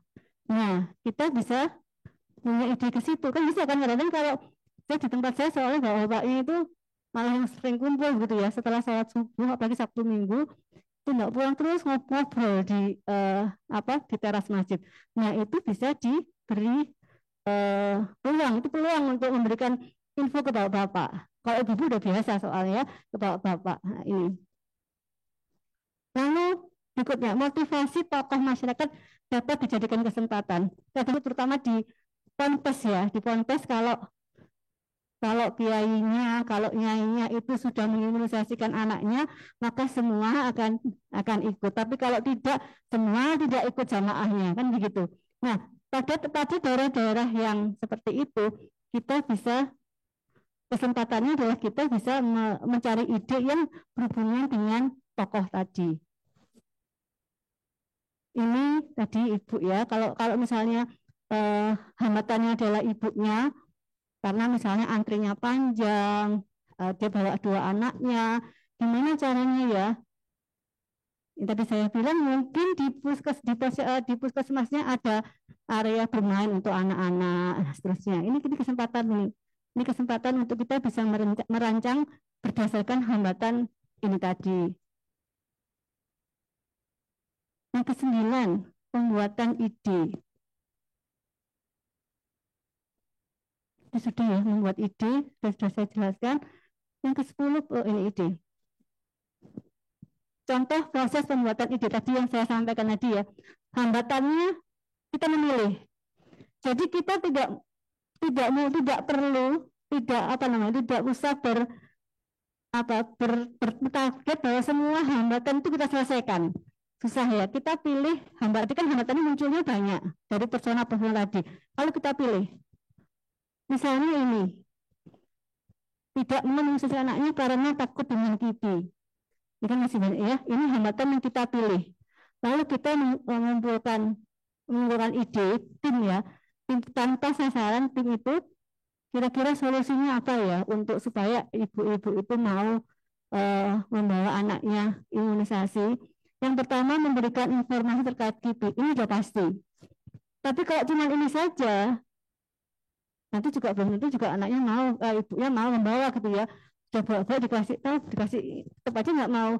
Gimana caranya ya? Ya sudah, coba dikasih hadiah murah-murah aja. Atau kalau nggak ada, hadiah kan nanti uang lagi ya, dana lagi. memasang foto anak di posyandu. Nah, siapa yang anaknya imunisasi lengkap nanti dipasang di posyandu. Kan kalau sekarang kan fotonya dipasang seneng ya. Jadi kalau anak ya kalau ibu-ibu kalau anaknya sudah imunisasi rutin lengkap nanti dipasang di posyandu. Nah, diiming-imingi seperti ini. Ini contohnya ya, contohnya. Nah, langkah ke-10 ada purwarupa. Purwarupa ini adalah wujudnya dari rancangan kita. Purwarupa adalah sebuah konsep yang dibuat dalam bentuk bisa objek, bisa gambar, bisa tulisan yang dapat dilihat oleh kelompok sasaran. Namanya purwarupa. Apa purwarupa itu contohnya? Ini. Misal aplikasi telepon genggam, ada file, ada. Cuman yang sudah diterapkan adalah yang sudah pernah ya. Anda mungkin juga sudah tahu ini. Ini sudah tahu. Ini di Pasuruan loh ini di Pasuruan. Sudah menerapkan ini. Jadi ya sudah kenal ini ya rumah imunisasi. Kalau di Surabaya semua puskesmas sudah pernah menerapkan ini. Ini adalah purwarupa, ini contoh ya, ini contoh purwarupa yang sudah pernah diterapkan. Ini dari rumah imunisasi contohnya, ini adalah namanya rumah, karena rumah anggapannya adalah rumah, kalau rumah itu sebuah desa itu balitanya itu semua diimunisasi, maka herd immunity akan terbentuk gitu ya. Ini makanya rumah. Ini berbasis di posyandu. Anak yang baru lahir itu malah di bawah dia. Ini data di semua posyandu. Anak yang baru lahir di bawah, berikutnya 2, 3, 4, 5, 6 sampai ke atas. Ya, kenapa kok begitu? Jadi ide awalnya adalah anak yang sudah lengkap ini digunting dia lulus begitu. Itu ide awal rumah imunisasi. Itu dia naik lagi ini. Di sini isinya adalah nama bayi, nama ibu, tanggal lahir, lalu vaksinnya. Nah ini dipasang di posyandu. Jadi antar orang tua bisa saling mengingatkan, anakmu loh waktunya ini belum. Jadi kalau ini dipasang, sesama orang tua, sesama balita bisa saling mengingatkan.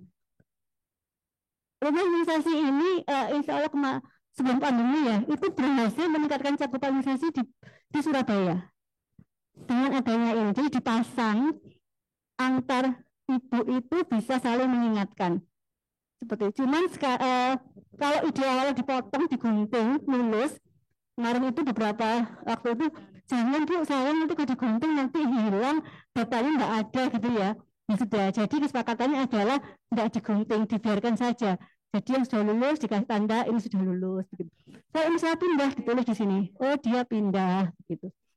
Nah jadi yang mengingatkan itu bisa antar orang tua. Karena kan kartu itu kadang-kadang kan kalau nggak dibuka atau ditinggal di posyandu kan nggak lihat.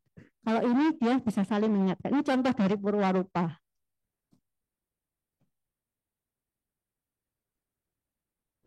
Lalu yang ke-11 adalah uji coba purwarupa tadi. Ini ya, karena kalau yang apapun kalau namanya baru pasti masih banyak bolong-bolongnya, masih banyak plus minusnya. Nah itu kita uji coba kembali. Seperti tadi, ini apa namanya konsep awal dari WHO ini ya. Ternyata setelah di lapangan muncul ini ide. Mestinya ini ada 2 kolom, 1 tanggal. Sekarang saya datang imunisasi, sudah disuntik, itu kan langsung dikasih tanggal. Mestinya ada tanggal, nanti kapan tanggal berapa. Nah, itu munculnya setelah jalan, karena konsep awalnya enggak, tanggal itu ditulis setelah anak itu diimunisasi, baru ditulis. Jadi habis ini saya waktunya apa ya? Waktunya ini, tapi nggak ada tanggalnya tetap di buku. Nah ternyata dengan begitu malah tidak efektif. Akhirnya muncul kalau gitu tanggalnya ditulis tapi pakai pensil, pakai yang bisa dihapus, sehingga Ibu itu tahu sekarang tanggal ini saya kapan datang lagi. Nah itu ini hasil dari uji coba seperti itu. Kemudian yang ke-12 adalah pemulangan ya tadi kalau misalnya pemulangannya sudah kembali lagi ya, mungkin kembali lagi kita menyelesaikan yang lain, kembali lagi ke awal begitu. Nah, lanjut tadi itu HCD 12 langkah gitu ya. Mungkin saja kalau di lapangan gitu ya, di lapangan mungkin bisa saja kita oh ternyata ada yang tidak perlu, oh ada yang perlu. Kalau saya sejauh ini saya pelajari bisa saja kita skip beberapa tahapan begitu ya. Karena kalau memang kalau 12 itu memang panjang, memang lama. Saya pernah nanya ke yang ngajar saya, boleh nggak di skip gitu ya? Kan panjang banget 12. Idealnya nggak boleh Bu, nggak boleh di skip Bu, harus 12. Tapi kalau menurut saya kalau di lapangan itu bukan nggak mungkin ya. Mungkin saja di suatu kondisi yang kita nggak perlu buat. Misalnya panduan diskusi, nggak usah buat panduan diskusi lah, nulis lagi panduan diskusi misalnya. Tapi kan yang penting Anda tahu bahwa ada panduan diskusi begitu ya. Tapi kan tidak harus ditulis lagi, ada HCD nulis lagi, mau HCD nulis lagi, kan bisa dipakai begitu. Ya, jadi jangan berpikir wah 12 tahap itu panjang Bu begitu. Nah, kapan kita harus menggunakan HCD? Karena kan metodenya banyak ya, HCD ini kan hanya salah satu ya, salah satu dari alternatif yang bisa kita pakai. Nah, biasanya bisa digunakan ketika layanan imunisasinya sudah ada, tapi tidak digunakan oleh masyarakat. Seperti sekarang ini loh, kan sudah ada, tapi mengembalikan masyarakat untuk ayo COVID-nya sudah mulai turun, ayo kembali ke posyandu. Masih belum kembali normal kan sekarang ini. Belum kembali normal lagi. Tuh, nah ini bisa kita pakai HCD. Kenapa sih sekarang ini kok belum mau ke posyandu begitu? Atau sudah banyak penelitiannya orang-orang, tapi tetap aja nggak meningkat layanan imunisasinya. Ya sudah pakai HCD supaya lebih mendarat begitu. Atau misalnya solusi sudah dibuat tapi tetap aja nggak jalan. Jadi makanya ini spesifik per masing-masing wilayah, gitu, nggak bisa disamakan memang. Wilayah X pakai HCD berhasil, di wilayah Y belum tentu. Bisa jadi begitu kan, karena masing-masing wilayah itu punya karakteristik masyarakatnya. Jadi ada 4 komponen utama, ini yang menjadi ciri khas dari penerapan HCD. Yang pertama adalah berfokus pada manusia, pada seseorang, pada kelompok sasaran, pada persona tadi. Yang kedua, merencanakan dan memecahkan masalah dalam satu sistem tertentu. Jadi memang tidak banyak gitu ya, salah satu sekarang menyelesaikan imunisasi saja, nanti menyelesaikan apa. Nggak bisa masalah kesehatan semua langsung di HCD, nggak bisa. Yang ketiga, membuat penelitian cepat yang dapat dilakukan secara interaktif dan berorientasi pada tindakan dan pelaksanaan ide. Yang keempat adalah diuji tadi, ide-ide tadi diuji, dipelajari untuk nanti akhirnya bisa menjadi sempurna. Jadi ada 4 ini sebenarnya. Dari 12 tahapan tadi itu intinya adalah di 4 ini. Sekian tadi saya sudah habis materinya. Saya kembalikan ke panitia. Monggo kalau mau ada perlu, monggo silakan boleh WA saya. Baik, Assalamualaikum warahmatullahi wabarakatuh. Waalaikumsalam warahmatullahi wabarakatuh.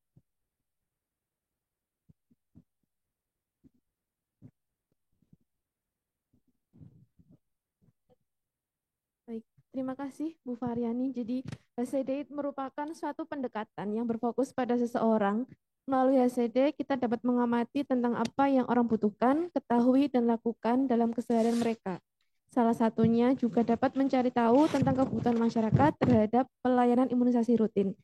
Baik Bapak Ibu, terkait HCD mungkin ada yang perlu didiskusikan atau mungkin ada yang perlu diklarifikasi atau ditanyakan kepada Bu Faryani. Monggo dipersilahkan. Okay.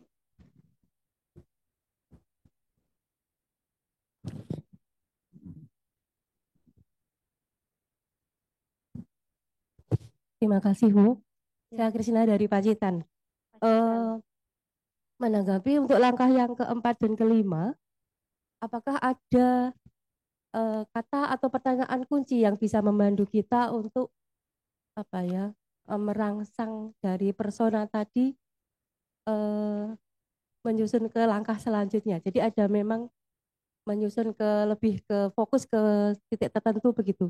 Misalnya kalau di yang hampir sama dengan ini kan mungkin kalau kita di STBM 5 pilar itu ada pemicuan, itu kan ada paduannya diagram F begitu.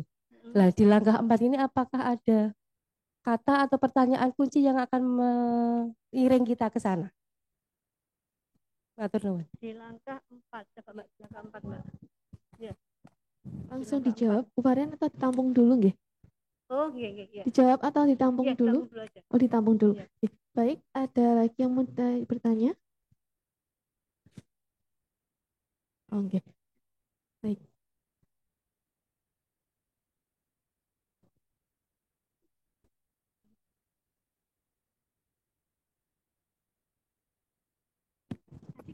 Tadi kayaknya Bapak dari sana ada yang mau angkat tangan ya. Monggo Pak. Tidak jadi. Nggih, monggo. Dari mana?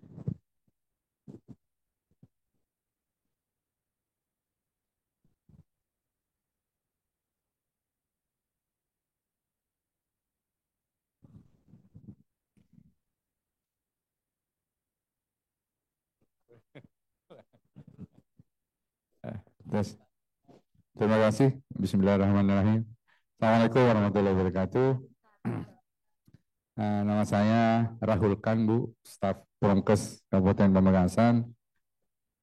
Terima kasih atas informasinya tentang materi HCD yang luar biasa, Bu. Applause dulu buat Ibu, materinya, teman-teman. Mana kok kayak separuh nih tepungnya? Tepuk yang keras dulu buat narasumber kita. Udah capek Pak, mulai Kalau pagi. kurang lagi nih. Mulai pagi, capek. Mulai pagi ya Bu? Iya Bu, Iya, maunya capek. pergi istirahat. Iya. Yang ingin saya tanyakan yang pertama itu kapan waktu kami istirahat gitu Bu, masuk kamar. Itu yang pertama. Yang kedua adalah tentang menyangkut materi ACD yang begitu banyak langkahnya Bu. Kalau tidak salah ada 12 langkah mulai dari tujuan sampai kepada literasi atau pengulangan langkah-langkah yang masih belum terlaksana atau masih belum maksimal. Yang menjadi catatan kami, kalau bisa langkah-langkah CD ini bisa dipersimpel Bu,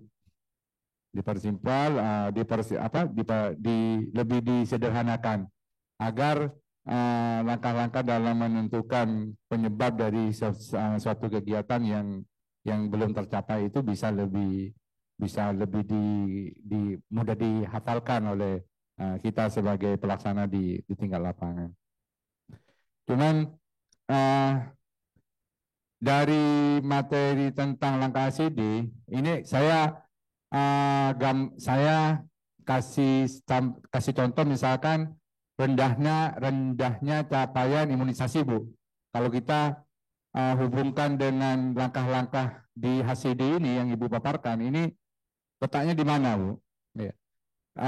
Berdasarkan analisis kami, ini dari kami Raja Minyak dari Pamekasan ini Ibu berdua barusan membu diskusi alot tentang rendahnya capaian imunisasi di Kabupaten Pamekasan terutama Bu. Nah, nanti kita coba akan praktekkan atau kita masukkan ke langkah-langkah penerapan pelaksanaan dari ACD ini Bu. Nah, menurut kami rendahnya capaian imunisasi di Kabupaten Pamekasan itu yang pertama dipengaruhi oleh faktor pendidikan Ibu. Ya, karena kita tahu masyarakat Pamekasan pendidikannya lebih mengarah kepada pendidikan keagamaan. Itu yang pertama. Kemudian yang kedua, faktor rendahnya yang kedua itu tentang masalah sikap Bu.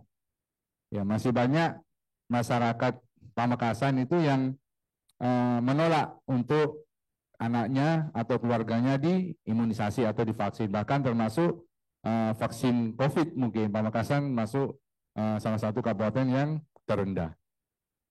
Kemudian yang ketiga, ini menurut analisis kami berdua Bu selama di perjalanan dari rumah sampai ke hotel, itu tentang jarak layanan.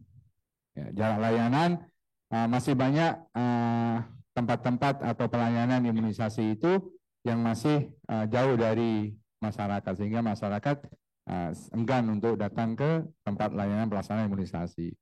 Kemudian yang keempat ini tentang dukungan keluarga.